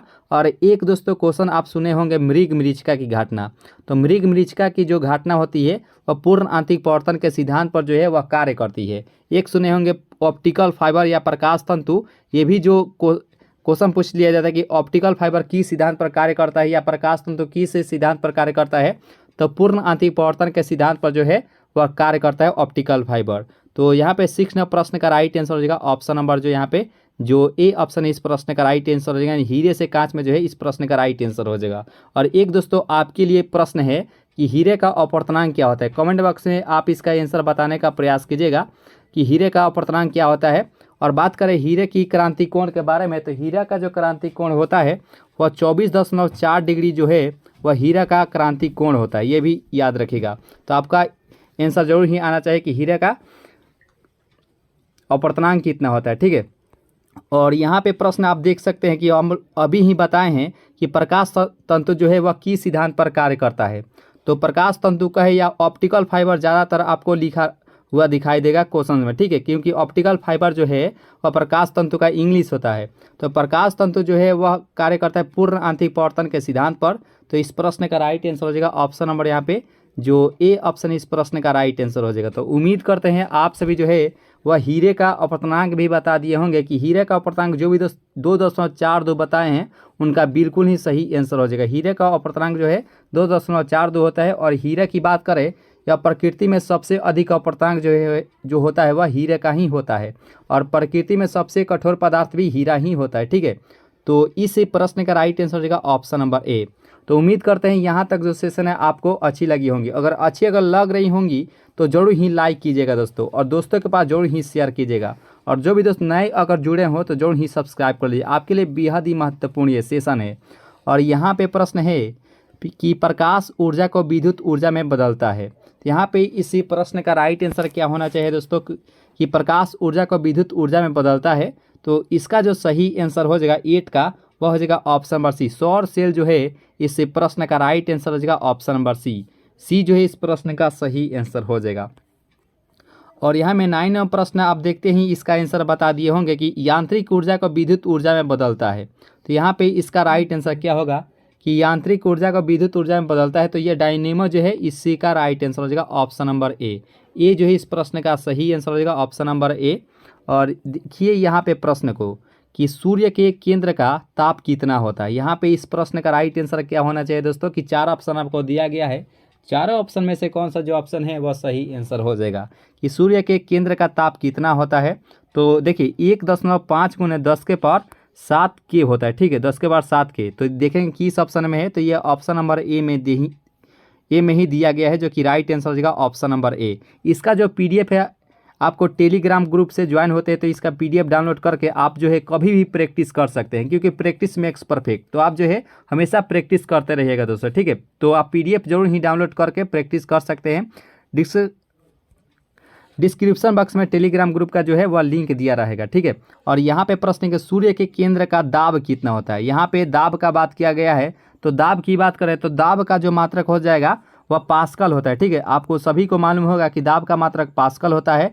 और यहाँ पे सूर्य के केंद्र का दाब कितना होता है, तो इसका राइट आंसर भी अब तक आप दे दिए होंगे कि इसका राइट आंसर क्या होगा। तो ये 2 × 10⁻⁷ 16 न्यूटन प्रति वर्ग मीटर होता है, जो कि ऑप्शन नंबर सी में ही दिया गया है, जो कि राइट आंसर हो जाएगा। और बल का मात्रक न्यूटन होता है, ये भी याद रखिएगा, ठीक है। तो इस प्रश्न का राइट आंसर हो जाएगा option number C. C is the right answer for this question. और यहाँ पे प्रश्न आप देख रहे होंगे स्क्रीन पर, जो कि काफ़ी ये महत्वपूर्ण ये सवाल है कि परमाणु रिएक्टर आधारित होता है। जब भी दोस्तों देखिए परमाणु रिएक्टर का है या परमाणु बम का है, ये दोनों जो होता है ये नाभिकीय विखंडन पर ही आधारित होता है, जो कि राइट आंसर हो जाएगा ऑप्शन नंबर बी। बी जो है इस प्रश्न का राइट आंसर हो जाएगा। और एक दोस्तों क्वेश्चन पूछ लिया जाता है कि सूर्य की जो किरण होता है, यानी कि सूर्य की जो प्रकाश होता है या हाइड्रोजन बम होता है, हाइड्रोजन बम का है या सूर्य के प्रकाश का है, ये दोनों जो है वह नाभिकीय संलयन के सिद्धांत पर जो है वह आधारित रहता है, यानी कि नाभिकीय संलयन इस पर कार्य करता है। तो इस प्रश्न का जो राइट आंसर हो जाएगा वह ऑप्शन नंबर बी के साथ जाएंगे, जो कि बिल्कुल ही सही आंसर हो जाएगा option number B. B is the right answer for this question. तो चलिए दोस्तों नेक्स्ट प्रश्न को कवर करते हैं। तो यहाँ पे 13वां प्रश्न भी आप देख सकते हैं। ये प्रश्नोत्तर के बारे में हम डिस्कस किए थे कि परमाणु बम आधारित रहता है, तो ये जाहिर सी बात है नाभिकीय विखंडन पर आधारित रहता है, लेकिन कौन सा? तो ये अनियंत्रित होता है, ठीक है। तो अनियंत्रित ये ऑप्शन नंबर सी में दिया गया है, जो कि राइट आंसर हो जाएगा ऑप्शन नंबर सी। सी जो है इस प्रश्न का राइट आंसर हो जाएगा। नाभिकीय संलयन के बारे में हम लोग भी डिस्कस किए थे कि हाइड्रोजन बम या सूर्य के प्रकाश, तो इस प्रश्न का राइट आंसर हो जाएगा ऑप्शन नंबर सी। तो उम्मीद करते हैं यहाँ तक जो सेशन है आप सभी बहुत ही अच्छे से कवर किए होंगे। तो लाइक जरूर ही कीजिएगा दोस्तों अगर वीडियो अगर अच्छी लग रही हो तो। और यहाँ पे देखिए यहाँ प्रश्न भी पूछ दिया गया है कि हाइड्रोजन बम आधारित रहता है, तो हम लोग आंख मूंद कर भी हम लोग बता देंगे कि नाभिकीय संलयन पर आधारित रहता है, जो कि बिल्कुल ही सही आंसर हो जाएगा ऑप्शन नंबर बी। बी जो इस प्रश्न का राइट आंसर हो जाएगा। B is the right answer for this question दोस्तों। और यहाँ पे प्रश्न है कि सिलिकॉन तथा जर्मेनियम अर्धचालक होते हैं, एक संयोजी होते हैं, त्रिसंयोजी, पंच संयोजी या चतुर्थ संयोजी। तो यहाँ पे इसका राइट आंसर क्या होगा? देखिए सिलिकॉन तथा जर्मेनियम का बात किया गया है, तो ये चतुर्थ संयोजी इस प्रश्न का राइट आंसर है, क्योंकि इसमें 4 इलेक्ट्रॉन जो है वह होते हैं, ठीक है। तो इस प्रश्न का राइट आंसर हो जाएगा ऑप्शन नंबर यहाँ पे जो डी ऑप्शन है, इस प्रश्न का सही आंसर हो जाएगा ऑप्शन नंबर डी। और यहाँ पे प्रश्न है कि पॉजिट्रॉन की खोज किसने किया? तो यहाँ पे पॉजिट्रॉन का बात किया गया है, तो इसका राइट आंसर क्या होगा? देखिए पॉजिट्रॉन की बात किया जाए तो यह एंडरसन के द्वारा किया गया है। इस प्रश्न का राइट आंसर हो जाएगा ऑप्शन नंबर यहाँ पे जो सी ऑप्शन है, इस प्रश्न का सही आंसर हो जाएगा ऑप्शन नंबर सी। और एक दोस्तों क्वेश्चन पूछ लिया जाता है जो कि आपको आंसर बताना है कि इलेक्ट्रॉन की खोजकर्ता कौन है। कमेंट बॉक्स में आपका जरूर ही आंसर आना चाहिए कि इलेक्ट्रॉन की खोजकर्ता कौन है दोस्तों। और यहाँ पे प्रश्न है कि 1 कूलम आवेश से बराबर होता है। तो वैसे बात करें आवेश पर जो चार्ज रहता है तो 1.6 गुने 10 के पावर माइनस 19 कूलम होता है, ठीक है। तो क्वांटिमीकरण से जो है इसका राइट आंसर होता है, देखिए एक में अगर 1.6 गुने 10 के पावर माइनस 19 से अगर भाग देते हैं तो ये जो दशमलव है यहाँ पे जीरो हो, ये दशमलव हटेगा तो यहाँ पे जीरो हो जाएगा, ठीक है। तो फिर से अगर ये अगर ऊपर जाता है तो 10 के पावर माइनस नहीं, ये तो प्लस में हो जाता है, तो 10 के पावर जो है यह प्लस में हो जाता है, ठीक है। यहाँ पे 19, अगर 19 में से एक यहाँ पे जीरो लेंगे तो यहाँ पे एक 18 हो जाएगा। और फिर 16 से अगर भाग देते हैं तो ये हो जाता है 6.25 गुने 10 के पावर 18 इलेक्ट्रॉन, जो कि यहाँ पे इसका राइट आंसर हो जाएगा ऑप्शन नंबर यहाँ पे जो ए ऑप्शन इस प्रश्न का सही आंसर हो जाएगा ऑप्शन नंबर ए। क्वांटिमीकरण पढ़े होंगे तो क्यू बराबर होता है एन ई, जो कि इसी सूत्र पर जो है आप बनाएंगे तो इसका राइट आंसर आ जाता है इतना ही, ठीक है। तो इस प्रश्न का राइट आंसर हो जाएगा ऑप्शन नंबर यहाँ पे जो ए ऑप्शन है, इस प्रश्न का राइट आंसर है। आवेश का मात्रा कूलम होता है, ये भी याद रखिएगा। और यहाँ पे प्रश्न है कि किसी तार की प्रतिरोधकता निर्भर करती है। तो कमेंट बॉक्स में आपका आंसर जरूर ही आना चाहिए कि प्रतिरोधक का जो मात्रक होता है इसका राइट आंसर क्या होना चाहिए। इसका राइट आंसर क्या होगा दोस्तों कि प्रतिरोधकता का मात्रा क्या होता है। तो यहाँ पे किसी तार की जो प्रतिरोधकता निर्भर करती है तो यह इसकी निर्भर करती है पदार्थ की जो है पदार्थ पर, इसका राइट आंसर हो जाएगा ऑप्शन नंबर यहाँ पे जो बी ऑप्शन इस प्रश्न का राइट आंसर हो जाता है। उम्मीद करते हैं आप सभी जो है प्रतिरोधकता का मात्रक ओम मीटर बताए होंगे। जो भी दोस्तों ओम मीटर इसका मात्रक बताएं, जो कि बिल्कुल ही सही आंसर हो जाएगा। ओम मीटर जो है प्रतिरोधकता का मात्रक होता है। और यहाँ पे 19वां प्रश्न है कि 1 वाट घंटा बराबर होता है। यहाँ पे इसका राइट आंसर क्या होना चाहिए कि 1 वाट घंटा कितने के बराबर होता है। तो 19वां प्रश्न के जो राइट आंसर हो जाएगा वह 3.6 गुने 10 के पावर 3 जूल के बराबर होता है। यहाँ पे इस प्रश्न का राइट आंसर हो जाएगा ऑप्शन नंबर यहाँ पे जो बी ऑप्शन है, इस प्रश्न का राइट आंसर हो जाएगा ऑप्शन नंबर बी। और एक दोस्तों क्वेश्चन पूछ लिया जाता है, हम लोग बहुत पहले उस क्वेश्चन को डिस्कस किए थे कि 1 हॉर्स पावर जो है वह कितने वॉट के बराबर होता है। 1 हॉर्स पावर कितने वॉट के बराबर होता है, कमेंट बॉक्स से आपका जरूर ही आंसर आना चाहिए कि वाट जो होता है वह शक्ति का मात्रक होता है। ये भी याद रखिएगा दोस्तों कि शक्ति का मात्रक वाट होता है और 1 हॉर्स पावर कितने वाट के बराबर होता है। जरूर ही इसका आंसर देने का प्रयास कीजिएगा। और यहाँ पे प्रश्न है कि मैक संख्या का उपयोग किसकी चाल निर्धारण के लिए किया जाता है। तो मैक संख्या यहाँ पे बताना है। देखिए मैक संख्या जब भी इसका बात किया जाए तो यह इसका उपयोग किया जाता है विमान में किया जाता है, ठीक है। इसका राइट आंसर हो जाएगा ऑप्शन नंबर यहाँ पे जो सी ऑप्शन है इस प्रश्न का सही आंसर हो जाएगा। और 1 हॉर्स पावर कितने वाट के बराबर होता है, तो 746 वाट आप सुने होंगे। तो 746 वाट के बराबर होता है 1 हॉर्स पावर। जो भी दोस्त 746 वाट बताए उनका बिल्कुल ही सही आंसर हो जाएगा, ठीक है। तो यहाँ पे इस प्रश्न का राइट आंसर हो जाएगा ऑप्शन नंबर सी। और यहाँ पे प्रश्न है कि एक तार बैटरी में प्रयुक्त विद्युत अवघट्य होता है। यहाँ पे हाइड्रोक्लोरिक अम्ल होता है क्या, सल्फ्यूरिक एसिड, नाइट्रिक अम्ल या आसत अम्ल। तो यहाँ पे इसका राइट आंसर क्या होगा कि एक कार बैटरी में प्रयुक्त विद्युत अवघट्य होता है। तो देखिए इसका जो राइट आंसर हो जाएगा 21 का वह हो जाएगा ऑप्शन नंबर यहाँ पे जो बी ऑप्शन है कि सल्फ्यूरिक एसिड, जो कि राइट आंसर हो जाएगा ऑप्शन नंबर बी। बी जो है इस प्रश्न का राइट आंसर हो जाएगा। और H2SO4 इसका सूत्र होता है। इसे जो है अम्लों का भी राजा कहा जाता है, अम्लों का राजा H2SO4 को कहा जाता है, जो कि राइट आंसर हो जाएगा ऑप्शन नंबर बी। बी जो है इस प्रश्न का राइट आंसर हो जाएगा। तो उम्मीद करते हैं यहाँ तक जो सेशन है आप सभी बहुत ही अच्छे से कवर किए होंगे। और जो भी दोस्त लाइक नहीं किए होंगे वीडियो को जरूर ही लाइक कर लीजिएगा दोस्तों। और जो भी दोस्त नए अगर जुड़े हो तो जरूर ही सब्सक्राइब कर लीजिएगा इस चैनल को, ठीक है। और अपने दोस्तों में भी जरूर शेयर करने का प्रयास कीजिएगा। और यहाँ पर देखिए ये प्रश्न उत्तर देखते ही आपका आंसर आ गया होगा कि स्पष्ट दर्शन की न्यूनतम दूरी होती है। देखिए स्पष्ट दृष्टि की न्यूनतम दूरी जो होती है वह 25 सेंटीमीटर होती है, ठीक है। जब भी दोस्तों स्पष्ट अगर कहेगा न्यूनतम दूरी तो 25 सेंटीमीटर होती है। तो इसका राइट आंसर होगा ऑप्शन नंबर सी। और वहीं अगर अधिकतम की बात किया जाए तो वह अनंत होती है। और वहीं अगर फोकस दूरी का बात किया जाए कि मनुष्य की फोकस दूरी कितनी होनी चाहिए न्यूनतम, तो न्यूनतम उसकी फोकस दूरी होती है और 2 सेंटीमीटर होती है। फोकस दूरी का बात किया जाए तो 2 सेंटीमीटर होती है। और न्यूनतम दूरी कहे तो 25 सेंटीमीटर होती है। और अधिकतम कहे तो वह अनंत होती है, इन्फिनिटिव होती है, याद रखेगा। तो इस प्रश्न का राइट आंसर हो जाएगा ऑप्शन नंबर सी। और यहाँ पे प्रश्न है कि प्रकाश के तरंग सिद्धांत को किसने प्रतिपादित किया था। तो न्यूटन, बाबा, रदरफोर्ड, वेबर या हाइगेंस। तो यहाँ पे इसका राइट आंसर क्या होगा कि प्रकाश के तरंग सिद्धांत को किसने प्रतिपादित किया था। तो 23 नंबर प्रश्न का जो राइट आंसर हो जाएगा वह हाइगेंस जो है इस प्रश्न का राइट आंसर हो जाएगा ऑप्शन नंबर सी। सी जो है इस प्रश्न का राइट आंसर हो जाएगा। तो चलिए दोस्तों नेक्स्ट प्रश्न को कवर करते हैं। और यहाँ पे प्रश्न है कि इंद्रधनुष में किस रंग का विक्षेपण अधिक होता है। जब भी दोस्तों विक्षेपण अगर अधिक का बात किया जाए तो 4 ऑप्शन आप देख सकते हैं, बैगनी, पीला, नीला या लाल। तो देखिए यहाँ पे प्रश्न आप सही से देख लीजिए कि इंद्रधनुष में किस रंग का विक्षेपण सबसे अधिक होता है। तो 24 नंबर प्रश्न का राइट आंसर हो जाएगा बैगनी, जो कि बिल्कुल ही सही आंसर हो जाएगा ऑप्शन नंबर ए। क्योंकि इसका जो तरंग दैर्घ्य होता है सबसे कम होता है। और सबसे कम किसका विक्षेपण होता है तो वह लाल रंग का होता है, यह भी याद रखिएगा। तो इसका जो राइट आंसर हो जाएगा ऑप्शन नंबर ए, क्योंकि लाल रंग का जो है तरंग दैर्घ्य सबसे अधिक होता है। और कमेंट बॉक्स में आपका एक क्वेश्चन हम पूछते हैं, आपका आंसर जरूर ही आना चाहिए कि जो सिग्नल के रूप में जो किस रंग का उपयोग किया जाता है।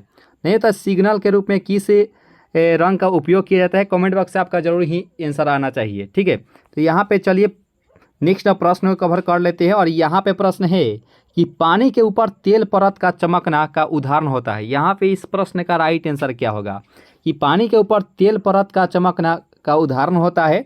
तो देखिए 25 नंबर प्रश्न का जो राइट आंसर हो जाएगा वो हो जाएगा ऑप्शन नंबर यहाँ पे व्यक्तिकरण, जो कि राइट आंसर हो जाएगा ऑप्शन नंबर डी। डी जो है इस प्रश्न का राइट आंसर हो जाएगा। और व्यक्तिकरण की बात किया जाए, जो चिड़िया का जो रंग होता है, चिड़िया का जो रंग होता है कि कौन सा चिड़िया किस रंग की है, लाल है, पीला है, नीला या हरा है, चिड़िया का जो रंग का जो निर्धारण किया जाता है वह व्यक्तिकरण के कारण ही संभव हो पाता है कि चिड़िया का रंग कैसा है, ठीक है। तो इस प्रश्न का जो राइट आंसर हो जाएगा ऑप्शन नंबर यहाँ पे जो डी ऑप्शन है इस प्रश्न का राइट आंसर हो जाएगा। व्यतिकरण की खास बात जो है एक पतले प्रिज्म का जो कारण होता है वह व्यतिकरण के कारण ही संभव हो पाता है, ठीक है। तो इस प्रश्न का राइट आंसर हो जाएगा ऑप्शन नंबर डी। और यहाँ पे प्रश्न है धूप चश्मे की पावर होती है। देखिए धूप चश्मा का बात किया गया है तो धूप चश्मा का जो पावर होती है इस प्रश्न का राइट आंसर हो जाएगा 26 का हो जाएगा ऑप्शन नंबर यानी कि 0 डायोप्टर होती है। और डायप्टर किसका मात्रक होता है, तो लेंस की क्षमता का जो मात्रक होता है वह डायप्टर में मापते हैं। ये भी याद रखिएगा दोस्तों कि लेंस की क्षमता का जो मात्रक होता है वह डायप्टर में मापते हैं, याद रखिएगा, या मीटर इन्वर्स में। ठीक है, मीटर इन्वर्स का है या डायप्टर व लेंस की क्षमता का मात्रक होता है। इस प्रश्न का राइट आंसर होगा ऑप्शन नंबर ए। तो उम्मीद करता है यहाँ तक जो सेशन है आप सभी बहुत ही अच्छे से कवर किए होंगे। आगे भी दोस्तों बहुत ही महत्वपूर्ण ये सेशन है, क्योंकि आपके लिए बेहद ही महत्वपूर्ण सेशन लेकर आए हैं, क्योंकि हम लोग विज्ञान का निचोड़ देख ही रहे हैं, तो एक एक करके हम लोग सभी क्वेश्चंस को कवर करेंगे और आपसे जो है एक भी प्रश्न उत्तर एग्जाम में नहीं छूटेगा, और विज्ञान सेक्शन से कहते हैं। और यहाँ पे प्रश्न है कि वायुमंडल में प्रकाश के विसरण का कारण क्या होता है। यहाँ पे इस प्रश्न का राइट आंसर क्या होगा कि वायुमंडल में प्रकाश के विसरण का क्या कारण होता है। तो देखिए इसका जो राइट आंसर हो जाएगा 27 का बजेगा ऑप्शन नंबर ए, यानी कि धूल कण जो है इस प्रश्न का राइट आंसर हो जाएगा ऑप्शन नंबर ए। ये जो इस प्रश्न का राइट आंसर हो जाएगा। चलिए दोस्तों नेक्स्ट प्रश्न को कवर करते हैं। ये प्रश्नोत्तर शायद हम लोग देखे थे कि प्रकाश तंतु किस सिद्धांत पर कार्य करता है, तो यह पूर्ण आंतरिक परिवर्तन होता है। इसका राइट आंसर हो जाएगा ऑप्शन नंबर ए। और प्रकाश की गति किसके बीच से जाते हुए न्यूनतम होती है। यहाँ पे इस प्रश्न का राइट आंसर क्या होगा कि प्रकाश की गति किसके बीच से जाते हुए कम होती है। तो इसका जो राइट आंसर हो जाएगा, तो 29वां प्रश्न का राइट आंसर हो जाएगा ऑप्शन नंबर जो ए ऑप्शन है इस प्रश्न का कांच, जो कि राइट आंसर हो जाएगा option number A. A is the right answer for this question. इसका जो पीडीएफ है टेलीग्राम ग्रुप से ज्वाइन होते हैं, इसका पीडीएफ आप डाउनलोड कर सकते हैं और डाउनलोड करके आप कभी भी प्रैक्टिस कर सकते हैं दोस्तों। और यहाँ पे प्रश्न है कि सूर्य की ऊष्मा पृथ्वी पर कैसे पहुंचती है, चालन द्वारा, बी किरण द्वारा, परावर्तन द्वारा, संवहन द्वारा। तो यहाँ पे इसका राइट आंसर क्या होगा दोस्तों कि सूर्य की ऊष्मा जो है पृथ्वी पर कैसे पहुंचती है। तो इसका जो राइट आंसर हो जाएगा वह बी किरण के द्वारा पहुंचती है। ठीक है, इसका जो राइट आंसर हो जाएगा ऑप्शन नंबर जो यहाँ पे जो बी ऑप्शन है इस प्रश्न का सही आंसर हो जाएगा ऑप्शन नंबर बी। और रेफ्रिजरेटर में थर्मास्टेट का कार्य क्या होता है। यहाँ पे इस प्रश्न का राइट आंसर क्या होना चाहिए कि रेफ्रिजरेटर में थर्मास्टेट का कार्य क्या होता है। देखिए 31वां प्रश्न का जो राइट आंसर हो जाएगा एक समान ताप को बनाए रखना ही होता है। देखिए इसका जो राइट आंसर हो जाएगा ऑप्शन नंबर यहाँ पे जो सी ऑप्शन है इस प्रश्न का राइट आंसर हो जाएगा ऑप्शन नंबर सी। और लास्ट में जरूर कमेंट कीजिए कि ये सेशन आपको कैसा लगा दोस्तों, आज का जो सेशन है आपको कैसा लगा, लास्ट में जरूर ही कमेंट करके बताइएगा। और यहाँ पे प्रश्न है कि शुद्ध जल का क्वथनांक फ़ारेनहाइट स्केल पर क्या होता है। वैसे शुद्ध जल की पीएच मान बात करें तो शुद्ध जल का पीएच मान 7 होता है। और यहाँ पे बताना है कि शुद्ध जल का क्वथनांक फ़ारेनहाइट स्केल पर क्या होता है। तो देखिए इसका जो राइट आंसर हो जाएगा 32 का हो जाएगा 212 डिग्री होता है। इस प्रश्न का राइट आंसर हो जाएगा ऑप्शन नंबर यहाँ पे जो डी ऑप्शन इस प्रश्न का राइट आंसर हो जाएगा। और केल्विन तापमापी में बर्फ़ का गलनांक कितनी होती है। तो केल्विन तापमापी में जो है बर्फ़ का गलनांक यहाँ पे पूछा गया है। तो 33वां प्रश्न का राइट आंसर हो जाएगा ऑप्शन नंबर ए, यानी कि 273 केल्विन होता है। इस प्रश्न का राइट आंसर हो जाएगा ऑप्शन नंबर जो ए ऑप्शन है इस प्रश्न का सही आंसर हो जाएगा। और देखिए यहाँ पे 34वां प्रश्न को कि ध्वनि का वेग सबसे ज़्यादा किस में होती है, इस्पात में होती है, निर्वात में होती है, या जल में होती है, या कोई नहीं। तो यहाँ पे इस प्रश्न का राइट आंसर क्या होगा कि ध्वनि का वेग सबसे ज़्यादा किस में होती है। तो इस प्रश्न का राइट आंसर हो जाएगा 34 का हो जाएगा जो भी दोस्त ये बताना इस्पात में, जो कि राइट आंसर हो जाएगा ऑप्शन नंबर ए, जो कि यानी कि ठोस का है। इस्पात कह रहा है तो यानी कि ठोस का बात किया जाए तो इसका राइट आंसर हो जाएगा ऑप्शन नंबर यहाँ पे जो ए ऑप्शन इस प्रश्न का सही आंसर हो जाएगा।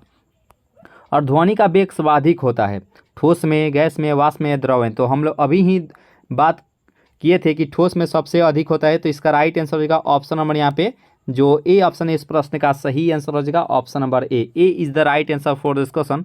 और यहाँ पे प्रश्न है कि ध्वनि का प्रभाव कान में कितने समय तक रहता है। यहाँ पे इस प्रश्न का सही आंसर क्या होना चाहिए दोस्तों कि ध्वनि का प्रभाव जो है वह कान में कितने समय तक रहता है। तो इसका जो सही आंसर हो जाएगा 36 का वह 1/10 सेकेंड तक ही यह रहता ही है। तो इसका राइट आंसर हो जाएगा ऑप्शन नंबर यहाँ पे जो बी ऑप्शन है इस प्रश्न का राइट आंसर हो जाएगा ऑप्शन नंबर बी। तो दोस्तों इस प्रकार से इस महत्वपूर्ण सेशन को यहीं पे ख़त्म करते हैं और लास्ट में ज़रूर कमेंट करके बताइएगा कि ये सेशन आपको कैसा लगा दोस्तों। तो आज के लिए इतना है दोस्तों, तो हंसते रहिए और मुस्कुराते रहिए और अपनी तैयारी को जो है मजबूत करते रहिए। अभी के लिए इतना है दोस्तों, जय हिंद।